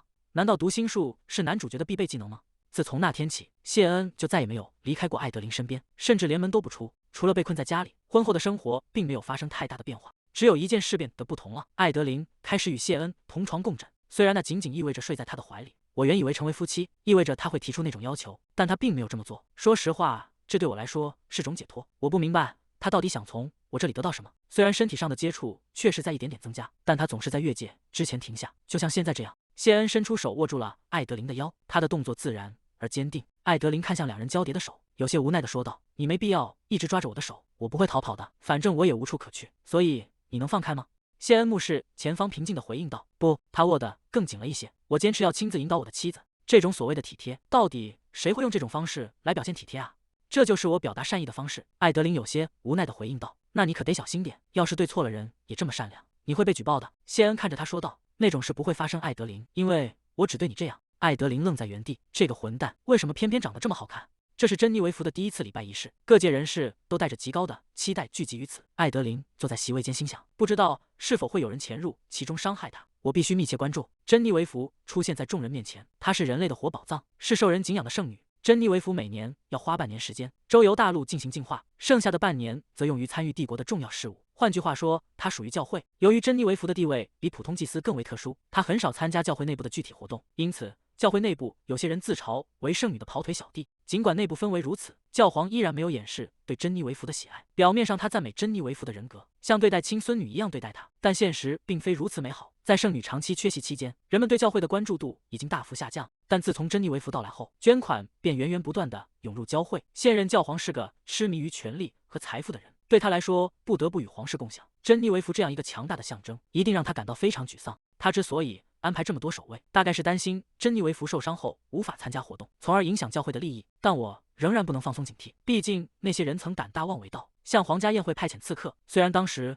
我通过假死让事情平息了下来，但很明显，法师不仅能控制怪物，还能控制人类。那些被称为法师的人与众不同，他们不像魔女或术士那样只有微弱的魔力并依赖草药，也不像白魔法师那样使用神圣魔法。法师是一群通过诅咒和祭祀来使用致命黑魔法的人。正因为这种残忍，法师被社会贴上邪恶的标签，并遭到排斥。然而，由于他们的魔法极其有效，许多贵族仍在秘密研究。诅咒和催眠都被视为黑魔法，但只要能确定受害者，珍妮维弗就能用她的神圣力量解除这些诅咒。这正是原著故事中法师试图除掉珍妮维弗的原因。虽然现在的珍妮维弗还没有原著中那么强大，但原著里的她甚至不需要接触受害者就能驱散诅咒。对法师来说，她的存在就是巨大的威胁。5年前杀掉我的那个人，不，那个真正试图杀害珍妮维弗的人，其实也是被黑魔法控制了。所以无论安保多么严密，哪怕是一个完全没有怨恨的人，也可能突然袭击珍妮维弗。珍妮维弗看到走来的身影，惊喜地喊道：“艾德琳小姐！”她快步迎了上去。天哪，我真没想到你会来，你应该提前告诉我的。艾德琳微笑着回应道：“我想给你个惊喜，不过我被允许进入这个区域吗？”珍妮维弗点头说道：“当然可以，这里的每个人几乎都是信徒。你吃过午饭了吗？如果没有的话，我们可以。”一旁的谢恩打断道：“他很忙。”艾德琳连忙摆手解释道：“啊，不，我一点也不忙。走吧，珍妮维弗，我想在吃饭的时候听听你最近都在忙些什么。”珍妮维弗提议道：“那你想去我的房间里用餐吗？”谢恩拒绝道：“不行，男人不允许进入圣女的居所。”艾德琳回应道：“哎呀，那谢恩就在餐厅吃好了。”谢恩反驳道：“别胡说八道了，如果我不能参加，那你就回府邸去吃。”珍妮维弗看着争执的两人：“你们两个相处的真不错。”才没有。珍妮维弗看向谢恩说道：“别担心，布兰卡德公爵，我有这么多守卫在身边，他们也会保护好艾德琳小姐的。”艾德琳注视着珍妮维弗，心想：珍妮维弗，你已经学会如何利用你的守卫了，但意外总是在这种时刻发生，我一刻也不能放松警惕。艾德琳察觉到异样，猛地转过头，一名神情呆滞的祭司突然冲了出来，伸出双手扑向毫无防备的珍妮维弗。艾德琳迅速冲上前，挡在了珍妮维弗身前。珍妮维弗惊叫道：“艾德琳小姐！”祭司死死掐住艾德琳的脖子，将她整个人按在墙上。艾德琳痛苦地挣扎着，发出了破碎的呻吟：“我喘不上气了。”周围的守卫见状大声呵斥道：“你在干什么？快放开他！”珍妮维弗被手卫护在身后，惊恐地看着这一幕。“艾德琳小姐，艾德琳小姐！”他守卫拉着珍妮维弗喊道：“圣女大人，请往这边走！”珍妮维弗看着被袭击的艾德琳，发出了绝望的尖叫。不，一道寒光闪过，艾德琳剧烈地咳嗽着瘫坐在地上。那名祭司的手腕被瞬间斩断，断手掉落在地，鲜血溅了一地。祭司倒在地上哀嚎道：“啊呀呀，我的手！”守卫们一拥而上，按住挣扎的袭击者，大声喊道：“抓住他！这家伙竟敢伤害圣女，快保护圣女大人！”珍妮维弗拼命挣脱守卫的阻拦：“放开我！我要去看看艾德琳小姐有没有事。”艾德琳小姐！艾德琳瘫坐在墙边，剧烈地咳嗽着。至少珍妮维弗是安全的。如果我刚才晚了1秒，后果简直不堪设想。真是万幸！谢恩走到艾德琳面前：“艾德琳，难道你看到危险的时候，从来没想过要逃跑吗？”“我只是担心珍妮维弗会受伤，扶我起来吧。”我全身都没力气了。谢恩的情绪突然爆发，所以圣女不能受伤，你就可以吗？你刚才被掐住脖子的时候，根本毫无还手之力。到底是谁给你的自信，让你冲上去的？艾德琳看着谢恩，低声唤道：“谢恩，我只是……”谢恩突然冲上前，将易德琳紧紧搂在怀里。如果我再次没能保护好你，只要一想到你可能会遭遇什么，我就感到该死。艾德琳被他紧锁在怀中。谢恩，你为什么要说这些话？为什么？你说话的样子听起来倒像是那个刚刚死里逃生的人。他感觉到谢恩的身体在颤抖，于是抬起手轻轻抚摸着他的头发。艾德琳低声说道：“对不起，让你担心了。”袭击事件发生后，珍妮维弗立即被转移到了皇宫。由于这是在教会内部发生的第2次袭击，而且是由内部人员发起的，这种预防措施理所当然。据报道，珍妮维弗曾试图向协助他的圣骑士们抗议，但他很快就陷入了沉默，只是盯着地板发呆。在阴暗的审讯室里，埃德温翻看着记录说道：“所以总结一下你的陈述，你认为圣女已经堕落了，因为她为了私事动用女神的力量，这就是你这么做的原因吗？”被锁链捆绑的祭司颤抖着回应道：“但这只是一个念头，我从未想过要杀她。但在我看到圣女的那一刻，我的身体就不受控制地动了起来，就像被恶魔附身了一样。”埃德温冷冷地问道：“你甚至知道你误伤的那个人是谁吗？”祭司低着头躲避视线。那是我不知道，真的不知道，请相信我。谢恩握住剑柄，不知道就能改变什么吗？把它交给我，无论是在刑场处死，还是死在这里，结果都一样。祭司吓得缩成一团，发出尖叫。埃德温劝阻道：“嘿，冷静点，这个人的目标从一开始就是珍妮维弗，先把他关起来吧。听说他曾是个异常虔诚的人，调查证明他背后并没有特定的主使者。教皇现在非常愤怒，如果教会内部有这种动向，我应该早就会收到风声。正如他所说，这很可能只是一时的冲动，或者有很大几率是有人在控制他。”谢恩问道：“那意味着你怀疑是黑魔法吗？”埃德温停下脚步：“这个嘛，如果他被黑魔法控制，现在应该还是神志不清的状态。但他却说那种冲动只持续了一瞬间，他声称在行动后的那一秒就恢复了理智。也许是珍妮维弗净化了他。”埃德温笑了起来：“你对珍妮维弗的评价真高，是因为你是她的守护者吗？遗憾的是，她并不像历代圣女那样有能力，她目前只能治愈外伤，甚至无法治愈疾病。即便是驱散一个诅咒，也需要花费她好几天的时间。无论她是否愿意，这些关于她能力的评价都会传到她耳中。所以，我们至少应该以善良的心态来看待她的努力。”谢恩感叹道：“那真是太不幸了，真是少见，你竟然会为珍妮维弗着想。”谢恩沉默了片刻，低声回应道：“我说的是艾德琳，只要涉及到圣女，艾德琳就会不顾一切的让自己陷入危险之中。如果他知道珍妮维弗正处于那种状态，无论我怎么劝说，他都会再次拿自己的生命去冒险。”埃德温听后说道：“既然你明白这一点，我很惊讶你竟然还没把艾德琳关在府邸里。总之，别忘了2个月后的建国纪念日。既然你答应过要帮我。”谢恩回应道：“明白了，谢恩。我曾以为你是想伤害艾德琳，追捕那个逃跑的女人，威胁她监禁她，但现在看来，你只是在用你那扭曲的方式保护她，强迫她进入这段婚姻，与折磨她并无二致。一个因为妻子差点受伤就疯狂到要杀掉罪犯的丈夫，确实有着一种奇怪的折磨方式。不对，艾德琳来说，仅仅是我作为她的丈夫这件事，就已经足够让她感到恐惧了。”艾德琳躺在宽大的床上，陷入了昏睡。她面色潮红，呼吸沉重。谢恩走到床边，伸手探向艾德琳的额头，她的体温比之前更高了，她的烧已经持续了好几天，一直没有退下去的迹象。必须去告诉主治医生，重新调整他的药物。谢恩站起身，朝门口走去。谢恩回过头，最后看了一眼病榻上的艾德琳，这已经成了一种习惯。担心他，最终只会让自己变得软弱，这是一种名为单恋的悲惨习惯。谢恩俯下身将艾德琳抱在怀里，在囚禁了艾德琳之后，谢恩故意没有去见她。对他而言，这一切是筹谋已久的计划，但对艾德琳来说，这却是一场突如其来的灾难。艾德琳需要足够的时间来接受现状，如果不是这样，她会像过去的自己一样彻底崩溃。幸运的是，艾德琳醒来后的反应正如谢恩所料，虽然她感到惊讶和慌乱，但她勉强维持住了冷静。聪明的艾德琳恐怕在睁开眼的那一刻就意识到了，他们都已经成为了人质。正因如此，艾德琳才表现得如此顺从，没有任何反抗的迹象。谢恩并不急于求成，他只需要耐心的等待，直到艾德琳在那些人的情感中反复挣扎，被愧疚感彻底折磨。到那时，他会亲手束缚住自己，心甘情愿地留在谢恩身边，成为被他囚禁的猎物。这终究是一场与时间的博弈，不要操之过急。谢恩原本已经下定了决心，直到他在那个迟到的宴会厅里再次目睹了艾德琳那不计后果的行为。在那一天，你究竟算计到了哪一步？难道你是故意被那个垃圾打中，再利用伤势作为借口，好让自己隐居起来，或者是想更进一步以此推迟婚礼？看穿你的意图并不难，我原本打算静观其变，看你究竟能做到哪一步。然而，当那个男人举起手的那一刻，谢恩感觉到内心有什么东西彻底崩断了。艾德琳惊恐地喊道：“谢恩！”艾德琳拉住谢恩的衣角说道：“住手吧，已经足够了。万一他死掉的话。”谢恩嘴角微微上扬，露出一抹冷笑。艾德琳试探着问道：“谢恩，你该不会还在想那个人吧？比如打算在背后偷偷杀掉他之类的？”谢恩轻笑一声说道：“啊，被发现了。”艾德琳神情严肃地叮嘱道：“绝对不要做我告诉过你不能做的事。他轻声回应道：“别担心，既然你告诉过我不要杀他，我就不会杀他，我会努力克制住的。”艾德琳靠在谢恩肩头说道：“这可不是用克制就能表达的事情。”谢恩垂下眼帘，掩盖住眼底的情绪。谢恩低声说道：“真是万幸，艾德琳，你还是那么心软。”艾德琳疑惑地问道：“你在说什么？”谢恩回应道：“只是自言自语罢了。你竟然会对那种垃圾产生同情心，真是让人不快。不过知道你依然如此善良，我反而感到高兴，因为这份同情心将会成为束缚你最强有力的杠杆。艾德琳，你越是想要推开我逃跑，我对你的感情就越是执着，所以我绝对不会再放你走。正如某人所说，我终究还是疯了吗？竟然会对那个抛弃我逃跑的女人依然心存爱意。不，这份单恋从一开始就从未结束过。”在那个众人微笑、鼓掌庆贺的婚礼上，艾德琳仿佛根本不在意身边站着的人是谁，只是目不斜视地向前走去。那时候的我大概确实有些闹别扭。谢恩看向艾德琳说道：“艾德琳，抬起头来。”谢恩伸手托起艾德琳的下巴，让她看向自己。艾德琳抬起头，她的目光依旧冷淡，却透着一丝不易察觉的紧张。仅仅是这张可爱的脸庞，不再躲避他的触碰与注视，就足以让他感到幸福。这种幸福感甚至让他觉得荒谬。谢恩俯下身亲吻了艾德琳。或许这一生我都无法从这悲惨的单恋中解脱了。阳光洒在宏伟的宫殿外墙上，一切显得宁静而深远。在宅邸的庭院中，洛伊德将一份名单递给管家，请解雇这些员工，只留下名单上的人员。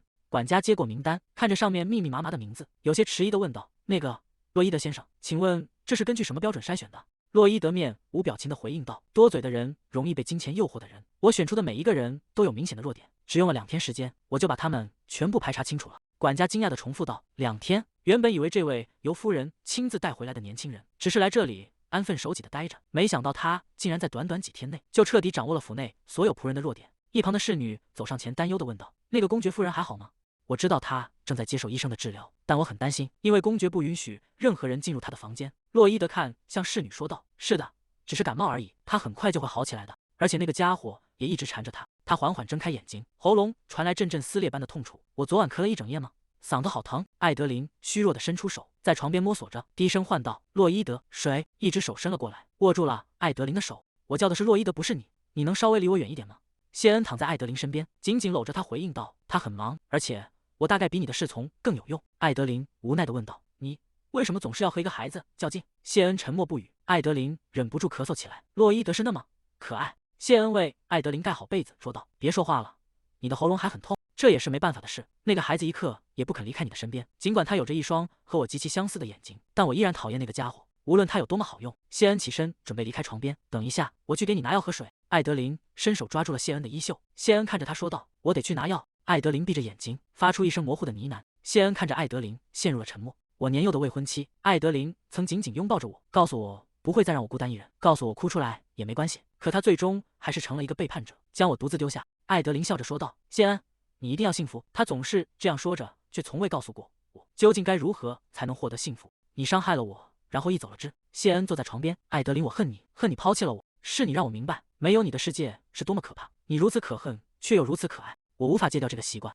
圣女遇袭事件发生几天后，格林温莎皇宫内，哈里森快步走在走廊上。“殿下。”埃德温停下脚步问道：“圣女在休息吗？”哈里森回应道：“她正在休息，但袭击带来的冲击似乎对她影响很大。她已经把自己关在房间里好几天没吃东西了。”埃德温感叹道：“那个勇敢的女孩，谁能想到她会这样？甚至让她亲爱的丈夫守在门外。”哈里森有些局促地解释道：“她没有让我一直守着，是我自己想等在门前的，毕竟她还在执行期间。”“我明白了，既然如此，我就不打扰你了，快去安抚我们的宝贝吧，尽情展现你那迷倒圣女的年轻魅力。”哈里森低声说道：“殿下，这个玩笑开得太过分了。”埃德温拍了拍哈里森的肩膀，再多说几句，他的脸都要红透了。像他这种木头，到底是怎么表白的？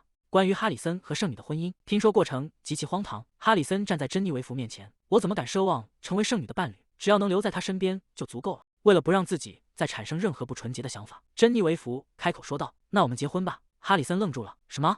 珍妮维弗继续说道：“你说过你喜欢我对吧？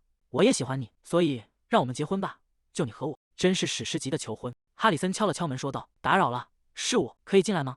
埃德温看着哈里森推门而入，真是完美的时机。人们都在议论珍妮维弗的神圣力量在婚后变得更强了，难道这就是所谓的爱情的力量？但他总觉得有些不对劲，珍妮维弗的力量似乎并不是在婚后才突然增强的，但在与艾德琳重逢后。洛伊德看着艾德琳问道：“主人，难道你有好几条命吗？还是说你有某种享受痛苦的秘密癖好？”艾德琳反驳道：“怎么可能？我的身体当时是不由自主动起来的。”洛伊德无奈地说道：“所以你才让自己陷入这种麻烦。”艾德琳回应道：“但多亏了你，我得到了关于那个术士的线索。”艾德琳竖起手指说道：“听好了，我认为那个人是被术士控制了，否则一个正常人为什么会突然发疯，在圣女受到保护的情况下发动袭击？这意味着术士当时就在我们中间。洛伊德低着头问道：“所以你就这样冲向了一个神志不清的人？”艾德琳看向窗外，心中暗自思忖：因为我有可以依靠的东西。谢恩当时也在场。艾德琳坐在床边，看向洛伊德说道：“看来你已经忘了你为什么会在这里。他收买媒体，设下陷阱，绑架我，并把我关起来。这还不够，他甚至强迫我结婚。你居然相信那样的男人？”艾德琳转过头，神情有些复杂。好吧，也不完全是那样。谢恩根本没有放我走的打算，他甚至不会允许我按自己的意愿死去，所以留在谢恩身边，难道不是最安全的地方吗？洛伊德回应道：“主人，很高兴看到你真的在思考。”艾德琳有些不满地问道：“你把我当成什么人了？”艾德琳陷入了沉思，虽然一直以来都是这样，但那场袭击让立刻逃跑变得更加困难了。我应该先从现在能做的事情开始。艾德琳回想起原著故事中关于术士的唯一线索，术士是来自格林温莎帝国的贵族。艾德琳看向洛伊德，吩咐道：“洛伊德，去把袭击当天在场的所有贵族名单拿来。”洛伊德确认道：“只要贵族吗？”艾德琳肯定地回答道：“是的，只要贵族。如果说被袭击是件幸事，洛伊德一定会生气吧？但这确实让我在毫无头绪的情况下缩小了术士的嫌疑范围。术士当时一定就在现场，为了控制那个袭击者，他别无选择，只能在近处观察局势。他现在可能还在暗中监视，等待着下一次机会。”艾德琳猛地倒在床上，烦躁地抓着头发。要担心的事情实在太多了。谢恩这个时间到底在哪里？他在做什么？艾德琳突然坐起身。不，我为什么会想到谢恩？感觉就像是我在等他一样。不，只是因为这些接二连三的事件让我神经太紧张了，我害怕一个人入睡，想到谢安，只是因为担心独自一人会做噩梦。艾德琳闭上眼睛，别再想了，必须忘掉这些，赶快睡着才行。她翻过身，拉紧了身上的被子。门轴转动的声音在寂静的房间里响起，紧接着是沉稳的脚步声。艾德琳躺在床上，感觉到一只手触碰了自己的头发。我以为你睡着了。艾德琳睁开眼回应道，正准备睡。谢恩收回手说道，回来晚了。对嫌疑人的额外审讯拖了很久，既然有人想要刺杀圣女，就必须彻底调查清楚。谢恩的手指滑向艾德琳的颈肩，而且偏偏我是他的监护人，不该成为他的监护人。艾德琳缩了缩脖子说道，已经没事了，感冒全好了，医生也说不需要再吃药了，你看脖子上也没有留下被掐过的痕迹。艾德琳看着谢恩说道，所以谢谢你救了我。谢恩沉默片刻，低声回应道，这算什么回答？他的声音听起来一点也不像没事的样子。艾德琳回想起被袭击的那一刻，谢恩紧紧抱着他，身体却在颤抖，仿佛被掐住脖子的人是他自己。即便到了现在，谢恩依然用那种眼神看着他，仿佛他正承受着同样的痛苦。艾德琳心中一惊，不，谢恩，你不能用这种眼神看我。如果你对我还残留着眷恋、复仇心，或是对那个欺骗了你的未婚妻的恨意，我都可以接受。如果你想折磨我，直到那些怨恨全部消散，我也能忍受，无论需要多久。但如果你真的爱我，谢恩，艾德琳继续说道，为什么要这样对我？谢恩低下头，声音低沉地说道，我已经做了你想要的一切，做了我能做的一切。艾德琳，唯独那一件事，我永远无法接受，因为我无法留在你身边。艾德琳看着谢恩说道，我们已经结婚了，共享一间卧室，每晚都在你的怀里入睡。我原以为只要你满足了，就会放我走，所以我还要做多少才够？回到这里后，我承认我给了谢恩太多的空间。艾德琳继续说道，你想让我变得不幸吗？我已经很不幸了，留在你身边让我感到痛苦。谢恩，谢恩低声说道，求你别说了，因为每天都能在他的温暖中安然入睡，我潜意识里竟然觉得待在他身边是安全的，即便我清楚的知道，为了让我们所有人都能活下去，我必须离开，我再也受不了了。你的压迫感，你的感情，我受够了。我知道我必须离开谢恩，只有这样才能逃离那个故事再次重演的命运，即便这意味着要伤害谢恩。艾德琳看着谢恩说道，放我走吧。你说完了吗？谢恩低声笑了起来。艾德琳，你以为区区几句话就能伤到我吗？谢恩俯身稳住将艾德琳，我也已经放弃让你爱我了。这真是个意想不到的转折。艾德琳惊呼道，等一下。谢恩突然倒向艾德琳，将她压在身下。艾德琳看着近在咫尺的谢恩，他为什么突然这样？难道要直接跳到初夜吗？谢恩撑起身子，谢恩，这就结束了吗？难道你还在期待接下来的事吗？艾德琳连忙反驳道，不，才不是那样。谢恩躺在艾德琳身边说道，明明表现得很厌恶。放心吧，我也不打算再做什么了。艾德琳回应道，是吗？真是厚颜无耻。艾德琳低声问道，你消气了吗？明明为了伤害他故意说了狠话，可看到他此刻温和的神情，自己竟然感到安心，这让他觉得自己就像是在期待着什么一样。谢恩躺在床上反问，如果我还在生气呢？你能应付得了吗？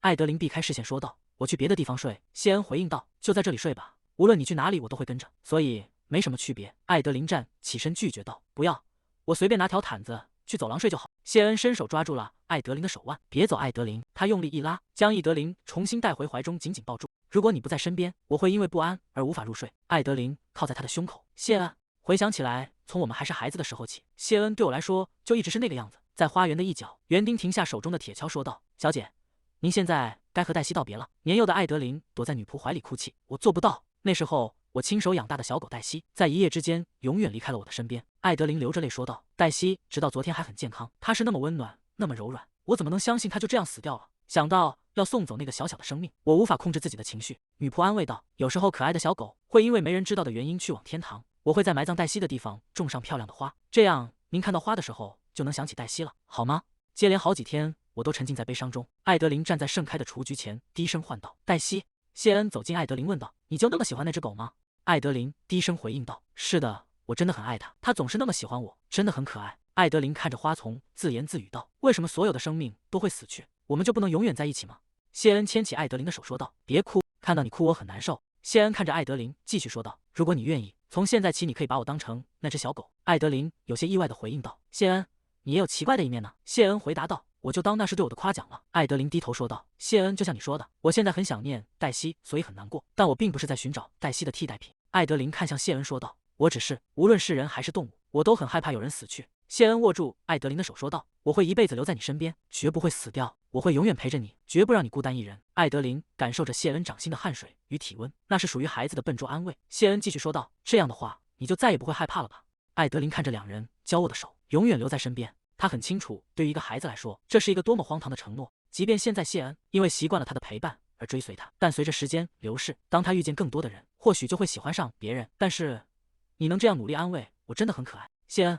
那么无论发生什么，我都会让你幸福，我会让孤独的你变得快乐，这样即使有一天我不在你身边，你依然可以拥有幸福。谢恩回应道：“好，艾德琳。”或许就是从那一刻起，当我第一次正视他时，我面对的不再是一个需要我保护的孩子，而是谢恩。从那以后，我从未怀疑过他的真诚，但我始终认为那只是童年纯粹的感情，是一种总有一天会变淡、会消失的情感。然而，即便在我对他如此冷淡之后，你依然没有放弃我。面对这样的你，我该如何拒绝？我彻底输了。艾德琳躺在谢恩怀中，任由他紧紧拥抱着自己。门外传来一阵敲门声。艾德琳，你还没准备好吗？艾德琳坐在镜子前，女仆正在为她整理繁复的礼裙。伯特兰夫人推门而入，语气严肃地催促道：“皇后陛下亲自召见你，绝对不能迟到。快好了，母亲。”伯特兰夫人看着女儿，神情变得柔和，这简直就像做梦一样。没想到还能有和你一起坐马车去皇宫的一天。伯特兰夫人转身走向门口，我会让人准备好马车，你慢慢过来吧。艾德琳看着母亲离开的背影，母亲。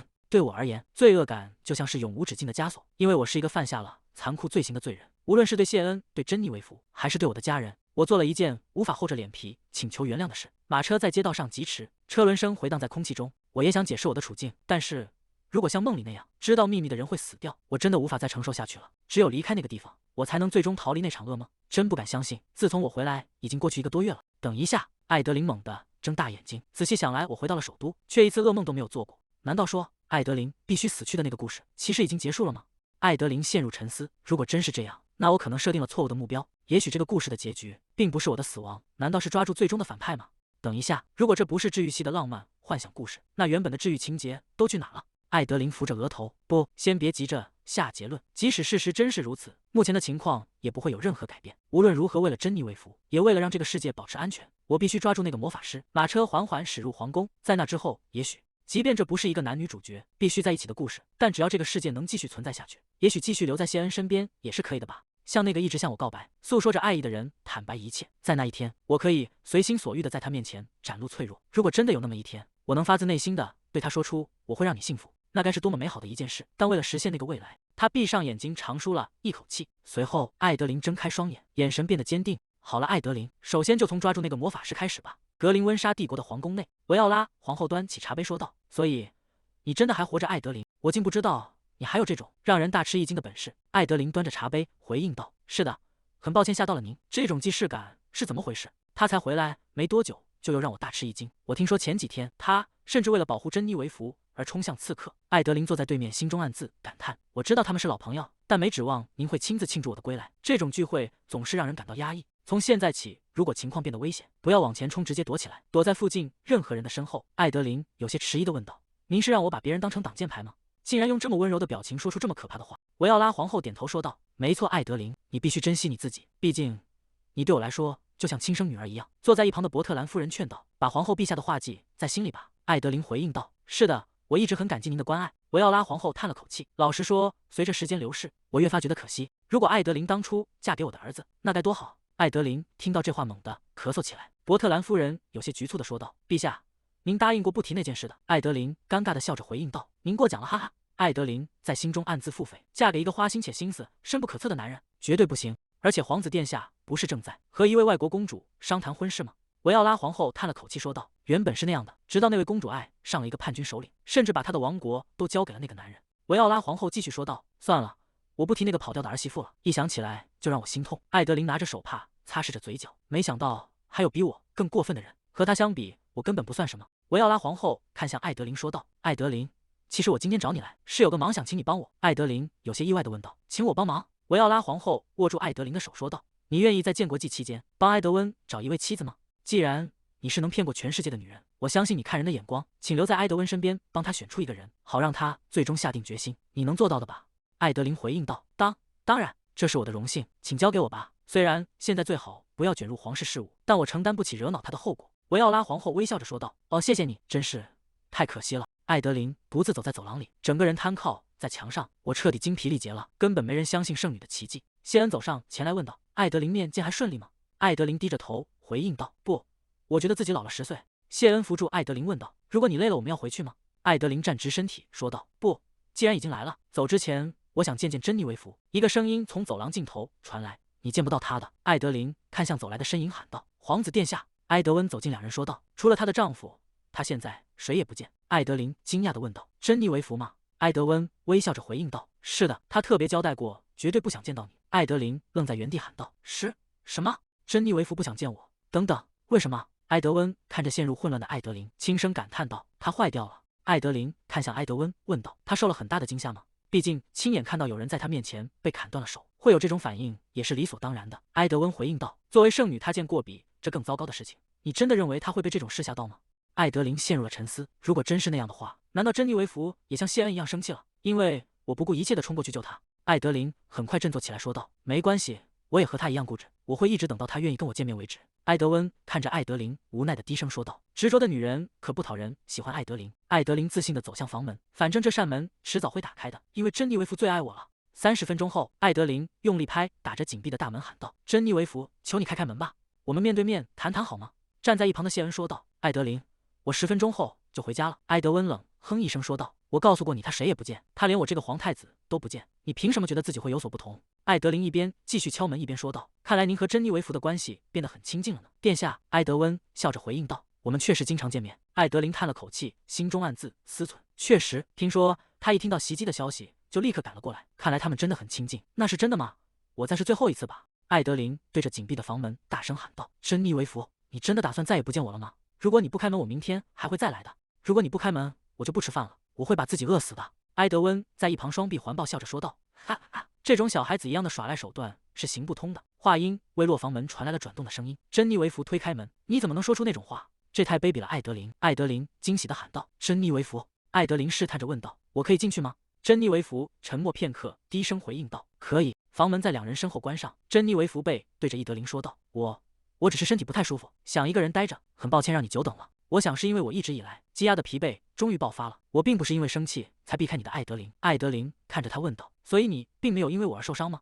所以你是因为受伤了吗？是因为我为了保护你被那个男人掐住了脖子吗？”珍妮维弗低着头沉默不语。艾德琳继续解释道：“珍妮维弗，我这次真的没打算送死，只是当时情况紧急，我的身体不由自主地动了。我告诉过你。”珍妮维弗眼中满是泪水。艾德琳愣住了。珍妮维弗流着泪问道：“你已经忘了吗？我告诉过你，当你不好好爱护自己的时候，我的心都要碎了。”艾德琳，如果公爵大人当时不在场，或者他晚到了1秒钟，如果那个男人在手被砍断后还不肯罢休，如果他还有同伙，你这次真的可能会死掉的。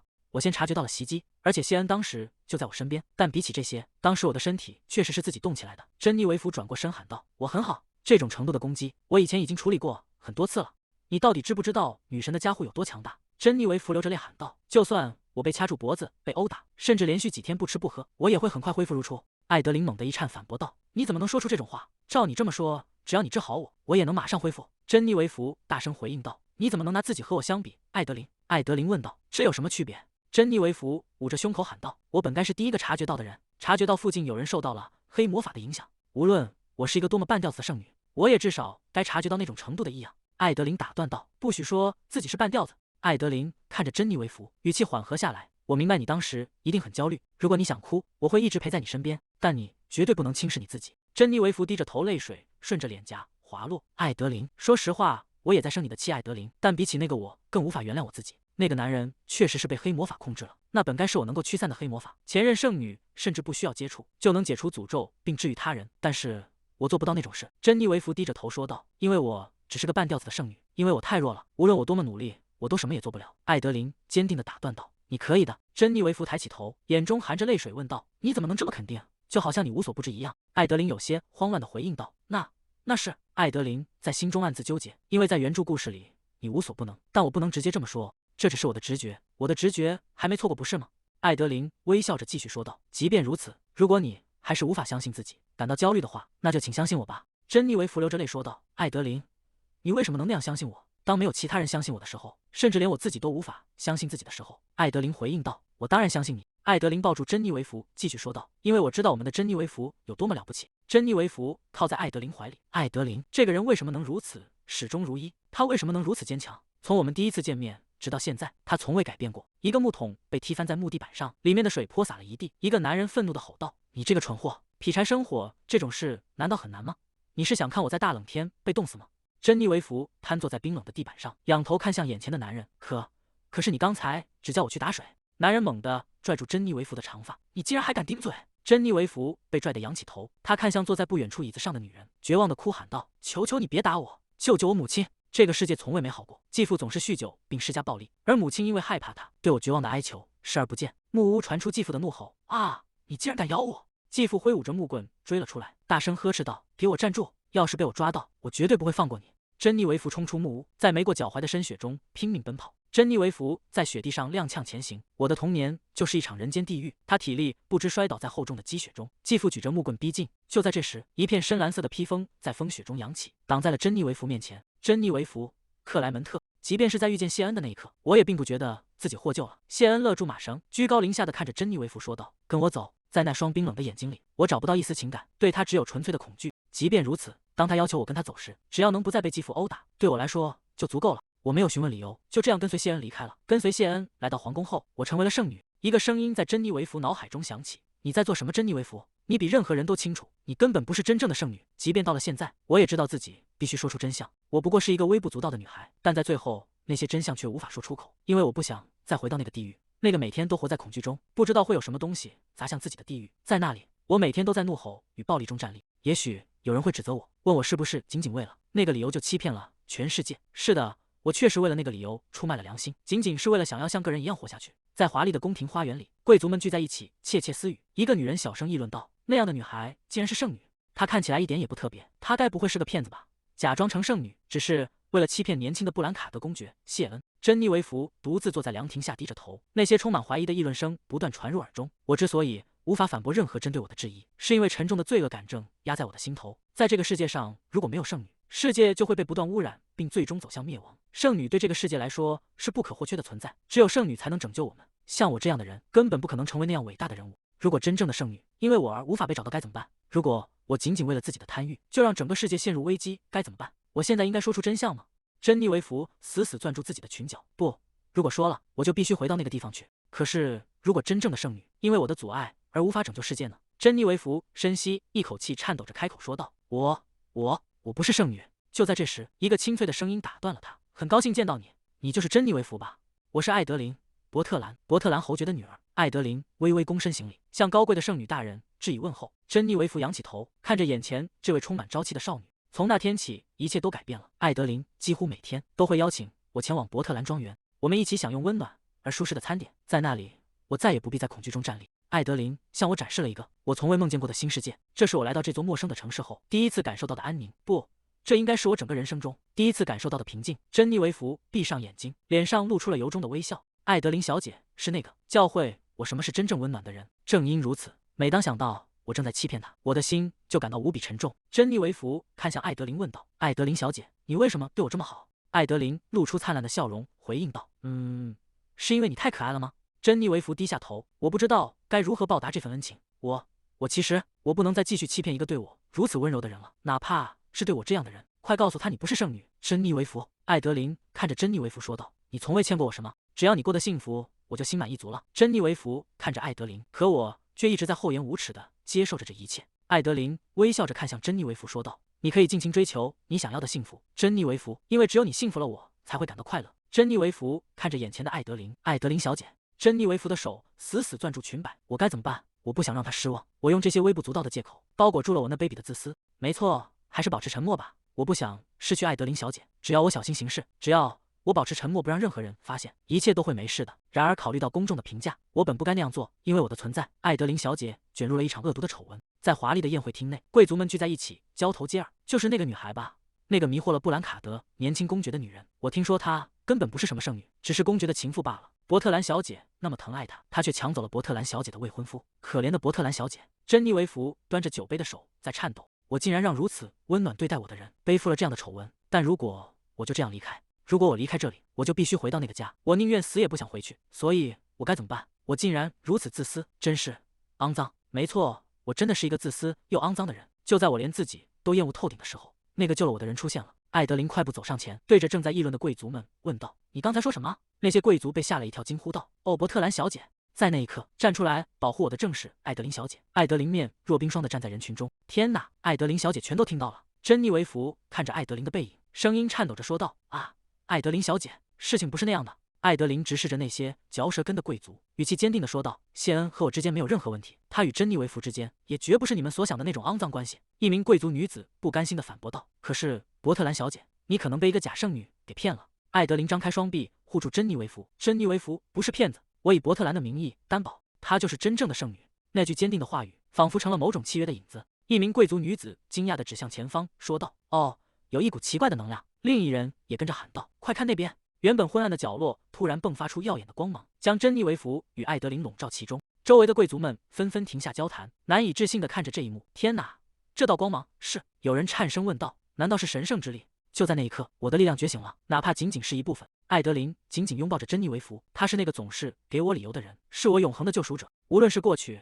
还是现在，只要艾德琳小姐说我可以做到，我就觉得自己能变得足够强大。几天后，在皇宫宴会厅内，埃德温与珍妮维弗并肩站在露台上，俯瞰着下方的繁华。你觉得如何，殿下？埃德温轻声回应道：“你是说艾德琳？她在婚礼后拒绝了所有的社交活动，但最近她的外出次数却突然增加了。”埃德温继续说道：“她一定在策划着什么。”珍妮维弗点头回应道：“是的，她肯定又在制定一些我们不知道的计划。”埃德温摊开手说道：“我希望他策划的事情进展得不顺利，我不希望看到谢恩第二次失去理智。”就在这时，天空中突然传来了异样的声响，无数黑色的羽毛从空中飘落，盘旋着坠向地面。珍妮维弗猛地抬起头，看着那些不祥的黑色羽毛，发出一声惊呼：“艾德琳小姐！”伴随着一声惊恐的呼喊，巨大的玻璃窗轰然破碎，宴会厅内顿时陷入一片混乱，尖叫声此起彼伏。到底发生了什么？巨大的黑色羽翼在空中划过，窗户突然碎了。混乱中，艾德琳被撞倒在红地毯上，珍妮维弗立刻冲上前紧紧护住她。“你没事吧？”艾德琳惊魂未定。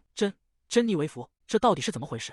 在阴暗的角落里，几只红眼睛的乌鸦静静地栖息在枯枝上，冷冷地注视着这一切。那是魔物召唤阵吗？这是黑魔法。有人在大声呼喊艾德琳的名字，玻璃破碎的声音在空中炸裂。艾德琳被这突如其来的变故惊住，无数碎片四散飞溅，她整个人向后倒去。珍妮维弗迅速冲上前，紧紧抱住了艾德琳。巨大的黑鸟从破碎的窗户中俯冲而下，伴随着刺耳的尖叫声，魔物张开血盆大口，利爪猛地抓向地面。周围的人群惊恐地呼喊：“是魔物，快跑！”一道寒光闪过，谢恩拔剑冲向魔物，他挥剑斩向怪物的羽翼，魔物发出凄厉的哀鸣，沉重的倒在地上。谢恩迅速收剑，快步冲到艾德琳身边。艾德琳，谢恩扶住艾德琳问道：“你受伤了吗？”艾德琳靠在谢恩怀里回应道：“不，我没事。”珍妮维弗站在一旁说道：“我已经用神圣力量保护了他，所以不用担心。”谢恩看向珍妮维弗说道：“好，现在带着艾德琳撤离。”珍妮维弗看着混乱的现场说道：“但我必须留下来对付这些魔物。”谢恩打断了他：“艾德琳的安全才是第一位的，先带艾德琳去安全的地方，然后再回来。”“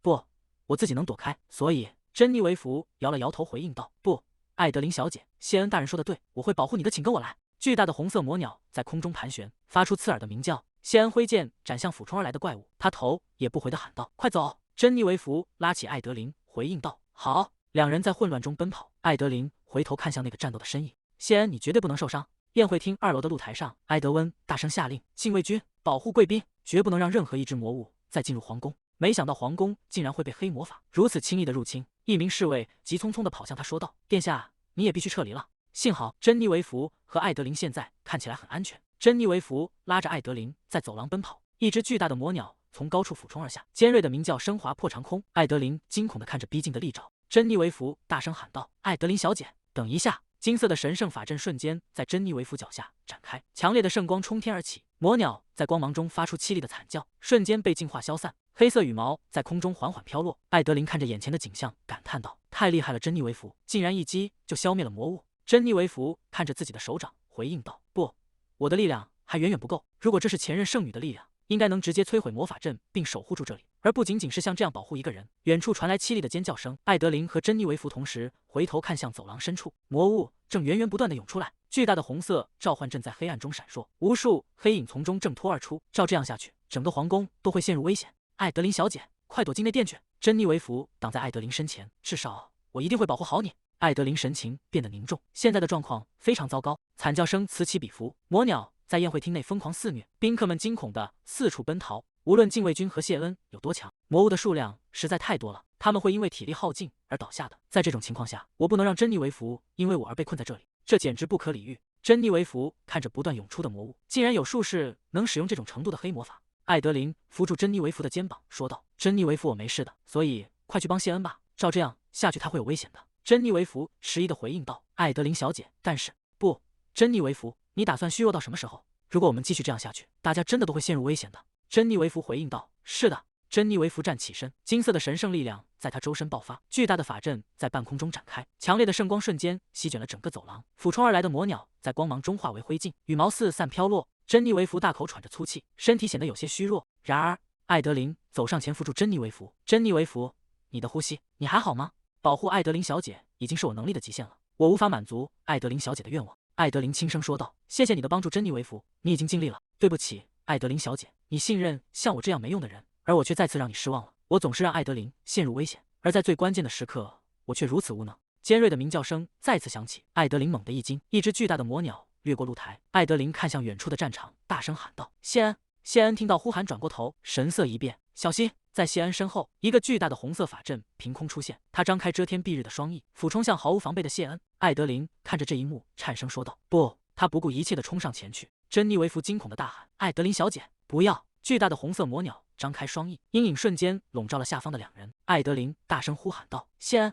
谢恩猛地转过头，看见艾德琳正朝自己奔来，他神色巨变，大声吼道：“艾德琳，你在做什么？快躲开！”艾德琳伸出手，拼命想要够到谢恩，“快到这里来，谢恩！”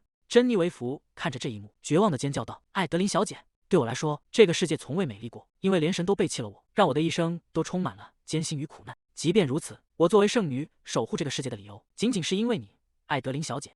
我只是希望你能生活在一个更安全的世界里，这就是我守护这个并不美丽的世界的原因。”艾德琳温柔的声音在记忆中回荡：“如果你难以相信自己，依然感到不安，那就请相信我吧，因为我会永远站在你这一边。”珍妮维弗，所以请，哪怕只有一次，让我回报那份信任吧。珍妮维弗闭上双眼，刹那间，耀眼的金色光芒从艾德琳体内爆发，神圣的力量如烈阳般绽放，将漆黑的夜空照得通亮。巨大的魔鸟在圣光中发出凄厉的惨叫，身体瞬间崩解破碎。一名宾客看着四周说道：“怪物们都在消失吗？”护卫看着自己受伤的手臂，咦，伤口合上了，完全感觉不到疼痛了。不会吧，这一切难道是圣女的力量吗？埃德温坐在办公桌后，看着眼前的局势说道：“这真是太麻烦了。”他看向坐在沙发上的珍妮维弗，偏偏在那种人多眼杂的地方觉醒。当然，那些人并不知道那是真正的觉醒。从现在起，到处都会有人谈论您的功绩，刺客们也会更加执着于取您的性命。这意味着针对您的攻击会变得更加直接且持久。如果真的发生那种事，我会很感激。下次我一定会抓住那个混蛋，我会让他们为胆敢让艾德琳小姐陷入危险而付出代价。埃德温站起身，那是种很棒的态度。谢恩，调查组就交给你负责了。谢恩看向埃德温问道：“一定要是我吗？”埃德温摊开手回应道：“你似乎忘了，你可是圣女的守护者。你打算像新婚夫妇一样，一直粘在你妻子身边多久？”谢恩平静地回答道：“如果艾德琳允许的话，我想永远和她粘在一起。”埃德温陷入了沉默，真想揍他一顿。埃德温转过身，调查一旦开始，你就必须住在皇宫里，所以不如把艾德琳也接过来，大家一起生活怎么样？我甚至会为你们准备好卧室。珍妮维弗看向埃德温说道：“我反对殿下。如果真如殿下所说，我们无法预料敌人何时会再次发动袭击，那么我身边只会变得更加危险。我不能让艾德琳小姐再次陷入那种危险之中。”谢恩点头表示赞同。与其让艾德琳留在珍妮维弗身边，把她关进地堡里，似乎反而更安全一些。你越是这样保护她，她就越想出来，所以最好还是把她关在伯特兰家里一段时间。哈里森听后感到震惊：“什么？地堡关起来？”埃德温无奈地看着两人：“你们到底把艾德琳当成什么了？”他扶着额头感叹道：“真是完美的一对圣女与守护者组合。哈里森，你也去协助布兰卡德公爵。既然皇宫遭到了袭击，最好也派一名我的护卫骑士过去。”哈里森低头回应道：“遵命，埃德温殿下。”埃德温陷入了沉思。在过去的5年里，珍妮维弗的能力并没有太大的增长，但就在艾德琳回来之后，各种事件接踵而至，圣女的力量也随之觉醒，简直就像爆炸般喷涌而出。这一切真的只是巧合吗？他若有所思地说道：“这真是非常有趣。”当晚，伯特兰家宅邸内，怪物竟然被召唤到了皇宫里。皇室虽然下达了封口令，但发生了这么大的事情，消息终究还是走漏了出来。不少身份显赫的宾客都在事故中受了伤。不过听说圣女的力量治愈了所有人，最重要的是艾德琳。我很高兴你没有受伤。艾德琳尴尬地笑着回应道：“是的，没错。我就在想，为什么他们会突然让我回伯特兰家？原来是为了让家里人盯着我。”艾德琳感到一阵恶寒，这简直就是监狱。不过还是有一件好事。艾德琳垂下眼帘，默默思索着。在布兰卡德公爵岭的时候，我甚至不敢去尝试，但在这里，我可以召唤那个人了。卢西安推开门走进房间，所以你终于想起找我了，伯特兰家的小姐。不，现在应该是布兰卡德公爵夫人了，对吗？艾德琳站在窗边，看着出现的卢西安，说道：“我没想到我一叫你，你就真的出现了。”卢西安。卢西安双手插在口袋里，有些无奈地回应道：“我费了那么大劲帮你逃走，结果你却像个笨蛋一样掉进陷阱，又被抓了回来。我就是想来看看这张笨蛋的脸。”艾德琳看着他，在心中暗自感叹，他还是和以前一样任性。这就是为什么我原本没打算再和他见面。在这些阴暗的后巷中，其实有着某种比金钱更能驱动权力的东西，与人们认为他为了钱什么都做的传闻相反。真正驱动卢西安的是愉悦、趣味、好奇心以及债务。5年前我之所以能让他帮我逃走，是因为我这个知晓原著剧情的人救了他的命，让他欠下了一份救命之恩。在最恰当的时机出现的治愈师，那具与我极其相似的尸体，甚至是逃跑的路线和落脚点，这一切都是在他的帮助下完成的。当年的那些安排全都是出自这个人之手。卢西安大大咧咧地坐在沙发上。你知道你丈夫上次做了什么吗？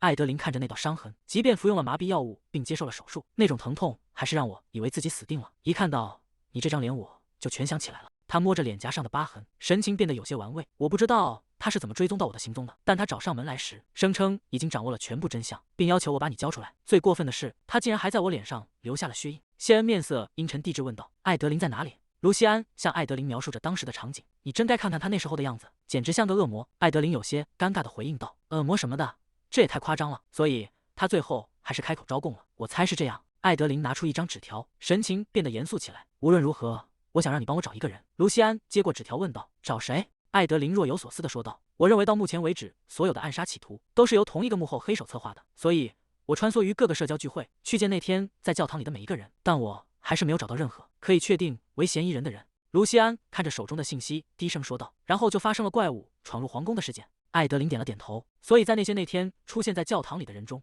我希望你去调查一下，谁也参加了这次的皇室宴会，尤其是我需要关于黑魔法和魔法师的信息。卢西安听后回应道：“皇宫应该已经在调查这类事情了吧？看来你又在策划什么阴谋了。”艾德琳叹了口气说道：“他们不可能把那种情报提供给我这样的人，我无法详细解释，但我有必须知道的理由。你会帮我的，对吧？”卢西安看着手中的纸条，微笑着回答道：“不。”艾德琳愣住了，大声问道：“不，为什么？如果你真的不打算帮忙，那你为什么要过来？”卢西安理所当然地说道：“我不是告诉你了吗？我只是来看看这张笨蛋的脸。我已经还清了欠你的债，所以我没有理由再帮忙了。”艾德琳有些气恼地盯着他问道：“所以你真的不打算帮忙吗？”卢西安换了个舒服的坐姿说道：“我不想免费帮忙，但我可以陪你玩一会儿，只要支付一笔非常小的费用。你知道的，让我离开会让你付出更大的代价。”艾德琳沉默了一会儿，最后问道：“你要多少钱才肯帮忙？”卢西安听后大笑起来：“堂堂布兰卡德公爵夫人，竟然在为了价格讨价还价吗？”卢西安微笑着说道：“好吧，等我仔细核对过账单后会再找你结算，现在先记在你的账上。如果你打算再次激怒那个男人，那你至少得为我脸上的伤痕支付赔偿金。”艾德琳无奈地回应道：“不，我告诉过你我没打算激怒他。总之，如果你听到任何消息，就通过洛伊德传达给我。”卢西安站起身说道：“明白了，公爵夫人，既然你的事情都交代完了，那我就先走了。我可是个大忙人。”艾德琳看着他说道：“这就走了吗？我送你出去。”卢西安背对着他挥了挥手：“如果你想特意让家里人知道你叫了我过来，那就尽管送吧。”艾德琳停下脚步说道：“好吧，再见。洛伊德，请代我送他。”洛伊德微微躬身回应道：“遵命，我的主人。”卢西安走在伯特兰家宅邸外的林间小路上，低声感叹道：“真是一位麻烦的大小姐，经历了这么多，她现在又在策划什么？”洛伊德跟在卢西安身后，平静地回应道：“确实如此，但与卢西安大人相比，我的主人所做的不过是沧海一粟。”卢西安停下脚步：“你已经变成一只优秀的忠犬了，洛伊德，你当初真该由我一直培养到最后。”洛伊德低着头，语气中带着一丝冷意：“卢西安大人，当初是您先抛弃我的。”卢西安转过身摊开手说道：“真是伤人的话，我才是那个受委屈的人。”我只是在测试你，看我能把你用到什么程度。艾德琳把你整个人都带走了。别担心，洛伊德，我不会告诉他真相的，不会告诉他你最初是由我培养出来的。你只是不想让你心爱的主人发现你曾是一只坠入黑暗，并学会了如何杀人的小狗，对吧？洛伊德冷冷地回应道：“我主人的事情已经办完了，别再胡言乱语了，赶紧离开。”卢锡安伸了个懒腰说道：“试试这个大反派现在就告辞了。”汪汪！卢锡安走在夜色中，嘴角带着一丝笑意。这真的很有趣，一个像温室里的花朵一样长大的女孩，究竟是怎么做到的？她是怎么知道我倒在后巷里的？紧接着，她又在最恰当的时机出现，带走了洛伊德。这一切真的只是巧合吗？总之，她做的事总是让我好奇的发疯。对于有趣且吸引人的事物，我甚至可以赌上性命。魔兽召唤事件已经过去了好几天，艾德琳走在街道上，原本以为会被关在府邸里，没想到谢恩竟然这么轻易就放他出来了，而且还是让他独自一人出门。是因为大家的注意力都集中在珍妮维夫身上了吗？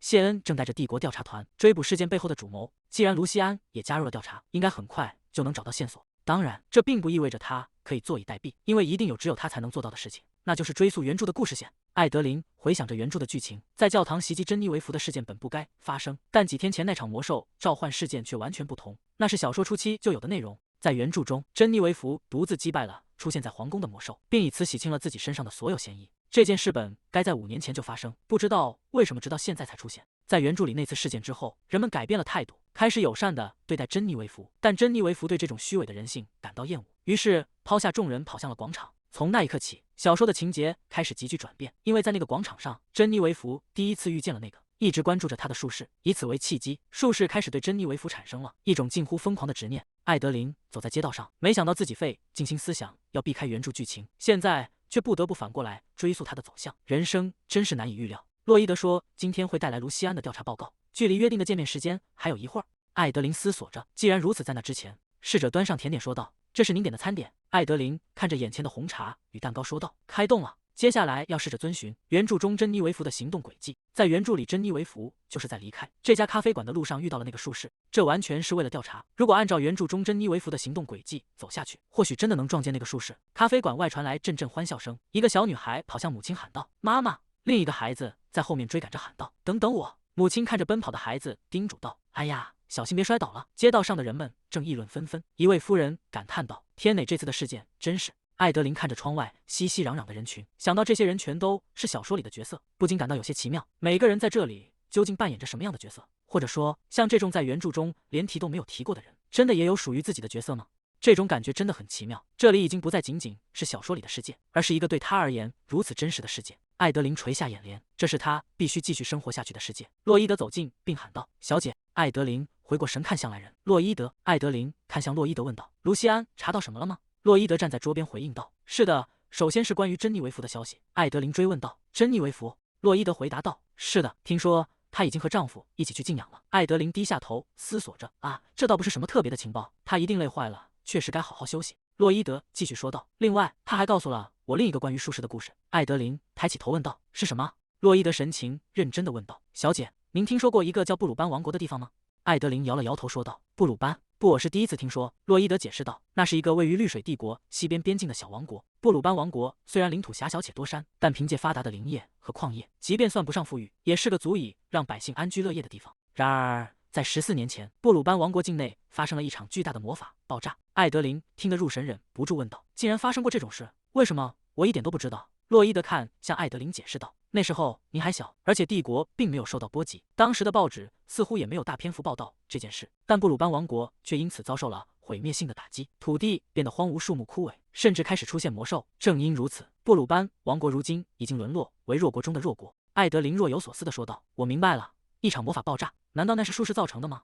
洛伊德回应道：“那肯定就是术士所为。不过，从布鲁班传出的传闻却有些不同。在魔法爆炸事件发生后，布鲁班王国出现了一位能够操纵魔兽的术士，据说他正在拯救满目疮痍的布鲁班。原本魔兽是连大魔法师都无法掌控的存在，但那位术士却能让魔兽变得顺从，以此来保护布鲁班王国的子民。在当地人的口中，他简直就像神一样。”洛伊德停顿了一下，说道：“目前，这就是我从卢锡安大人那里听到的全部内容。他说他会继续调查下去。”艾德琳听完这些情报，看向洛伊德说道：“谢谢你，洛伊德，辛苦了。这些情报在原著中从未被提及。一个拯救了濒死国家的英雄，竟然会无缘无故攻击帝国皇宫，这根本说不通。但最让他在意的是，那个人竟然拥有操控魔兽的能力。”艾德琳双手抱头，感到一阵混乱，完全搞不清楚到底是怎么回事。他本想通过收集情报来理清头绪，可为什么未知的谜团反而越来越多了？咖啡馆的门铃响起，洛伊德正要离开，一个身影推门而入。艾德琳，谢恩从身后靠近，伸手托住艾德琳的下巴。我很想你，艾德琳惊呼道。谢恩，你怎么知道我在这里？谢恩注视着他说道。聪明却又单纯的艾德琳，你觉得我真的会让你在没有任何保障的情况下独自回到伯特兰府邸吗？尤其是在知道你随时都可能逃跑的时候。难怪他会这么轻易就放我出来，原来你们全都是一伙的。艾德琳回想起出门前的情景，哥哥，我要去广场玩了。杰夫当时只是坐在沙发上翻着书。好啊，玩得开心点。洛伊德微微躬身说道。那么我就先告辞了，主人。艾德琳见状急忙喊道。啊不，等等，洛伊德。谢恩从身后按住艾德琳的肩膀说道。我想这样对你来说也会更舒服一些。我很喜欢你这种一点就通的聪明劲。谢恩沉默地注视着他。艾德琳，你在生气吗？你的眉头都皱起来了。艾德琳别过头去回应道。无论我走到哪里，你都在监视我，我怎么可能不生气？谢恩垂下眼帘说道。也是，我问了个毫无意义的问题，就当我刚才什么都没说吧。谢恩低下头，在艾德琳的脸颊上落下一吻。他说过已经放弃得到她的爱了，那些话的意思是无论他是否爱她，谢恩都打算继续爱着她。他显然已经设定了一个前提，那就是他理所当然的会恨她。他想要修正那个前提，但现在还不是时候，因为他还没有抓到原著中真正的反派。如果能在抓到真凶后活下来，直到故事彻底结束，到那时他一定会给出一个答案，告诉谢恩他也喜欢他，想要和他一起获得幸福。所以请再等一等。艾德琳看向谢恩问道。谢恩，帝国调查团那边怎么样了？进展顺利吗？谢恩拉开椅子坐下回应道。我正是为了告诉你这件事才过来的，我们终于抓到了真凶。艾德琳愣了一下，重复着他的话。对，抓到了真凶。他猛地反应过来，惊叫道。什么？你说什么？艾德琳猛地站起身。不是谁？什么时候？怎么抓到的？谢恩坐在桌边，神情平静地回答道。那个混蛋自己爬出来了，因为他再次袭击了珍妮维弗。艾德琳僵在原地，大脑瞬间一片空白。在皇宫内，谢恩与艾德琳并肩走在长廊上。谢恩开口说道。你不必担心，珍妮维弗并没有受重伤。没有受重伤？这话到底是什么意思？即便那是为了引出真凶的计划，他还是自愿去当了诱饵。珍妮维弗为什么要那样做？谢恩问道。你真的那么担心他吗？艾德琳回应道。他自己冲向了危险，我当然担心。珍妮维弗根本不知道自己有多重要。谢恩沉默不语。这些话由我来说，在谢恩听来一定很虚伪吧？艾德琳停下脚步说道。抱歉，我不该对你发火。谢恩回应道。我明白，我当时的感觉和你一样。艾德琳呼喊着珍妮维弗的名字，快步冲向房间。你真的没事吗？珍妮维弗转过头看向门口说道。啊，是艾德琳小姐，你已经到了呀。艾德琳愣在原地。谢恩在一旁说道。看吧，我就说他没事。珍妮维弗捧着茶杯问道。你该不会再生我的气吧？你的表情已经说明了一切。艾德琳回应道。我没生气。谢恩在一旁拆穿道。骗人，艾德琳，你先放松一下表情吧。所以她之前说要和丈夫去郊外旅行，其实是为了去当诱饵吗？时间回到几个小时前，首都郊外的静养地，在首都郊外的湖面上，哈里森撑着长篙划动着小船。你确定这样真的没问题吗，珍妮？我当然会拼命保护你，但我还是很担心。珍妮维弗回应道。别担心，哈里森，别忘了这里可不只有我们。在岸边的树丛中，潜伏的身影正注视着湖面。皇家卫队和布兰卡德公爵都在保护这片区域，我们会没事的。而且我可是从灾难中拯救了皇宫的圣女，多信任一点你的妻子吧，哈里森。珍妮。突然，鲜红的血滴从空中坠落，溅落在湖水中。珍妮维弗猛地一颤，湖面上瞬间展开了巨大的红色魔法阵，将整艘小船笼罩其中。他上钩了！珍妮维弗察觉到异样，大声喊道：“法师就在附近！”湖水剧烈翻涌，红色的魔力如潮水般向小船袭来。在岸边指挥的谢恩拔出长剑，封锁这片区域，一只老鼠也不准放出去。皇家卫队齐声回应道：“遵命！”哈里森向艾德琳伸出手喊道：“珍妮，这里太危险了，快过来！”珍妮维弗站在船头，看着眼前的景象说道：“和上次相比，这根本不算什么。”珍妮维弗举起右手，掌心释放出耀眼的金色光芒。“不用担心我，哈里森，我已经不再是以前的那个我了。”金色的神圣力量瞬间爆发，如巨大的光柱直冲云霄，将周围的红色魔力悉数驱散。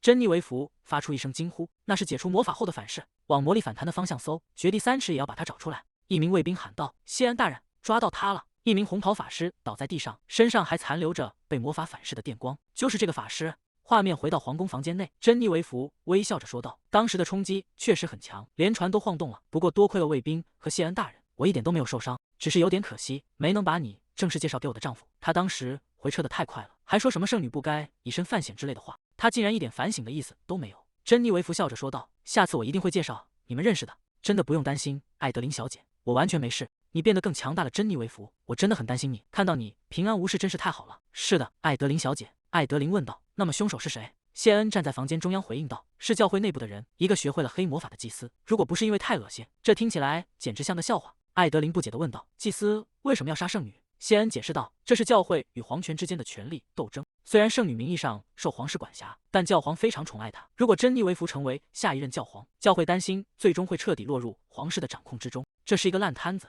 教皇年事已高，所以他们开始坐立难安了。”艾德琳看向珍妮维弗问道：“那么之前在皇宫宴会上的袭击也是针对你的吗？”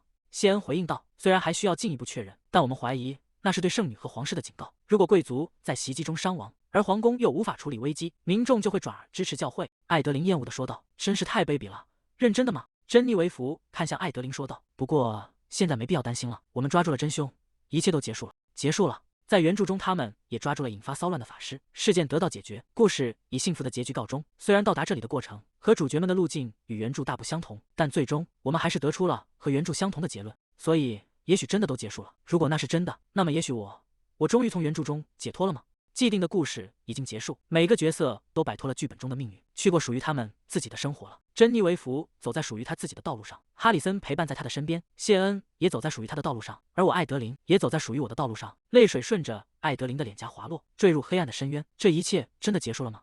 谢恩惊呼道：“艾德琳，艾德琳小姐！”珍妮维弗担忧地唤道。艾德琳整个人瘫倒在谢恩怀中，发出一声痛苦的呻吟。我曾以为为了生存，我必须抛弃我的人民、我的记忆，还有我的感情。我一直以为，在这个世界上活下去就是我唯一的目标。如果早知道一切会结束的这么容易，我就不会挣扎的那么痛苦，也就不会伤害那些对我而言最珍贵的人了。艾德琳泪水止不住地流淌。谢恩惊呼道：“艾德琳！”艾德琳靠在谢恩怀中。“对不起，谢恩。”谢恩焦急地问道：“你怎么了？”艾德琳继续在心中低语：“对不起，珍妮维弗，真的非常抱歉。”办公室的门被推开，埃德温走了进来。“哎呀，我是不是打扰了温馨时刻？”谢恩坐在沙发上，怀里抱着昏睡的艾德琳。珍妮维弗站在一旁回应道：“请不要开我的玩笑了，殿下。我也不太清楚具体发生了什么，但是在听说那个法师被抓获后，他似乎松了一口气，然后就哭着睡着了。”谢恩抬头看向埃德温，问道：“审讯结束了吗？”埃德温回应道：“至少今天结束了，但我有种预感，这事还会拖很久。”他继续调侃道：“多亏了我们亲爱的圣女，我这次可是损失惨重啊。”珍妮维弗有些局促地说道：“请别再取笑我了。”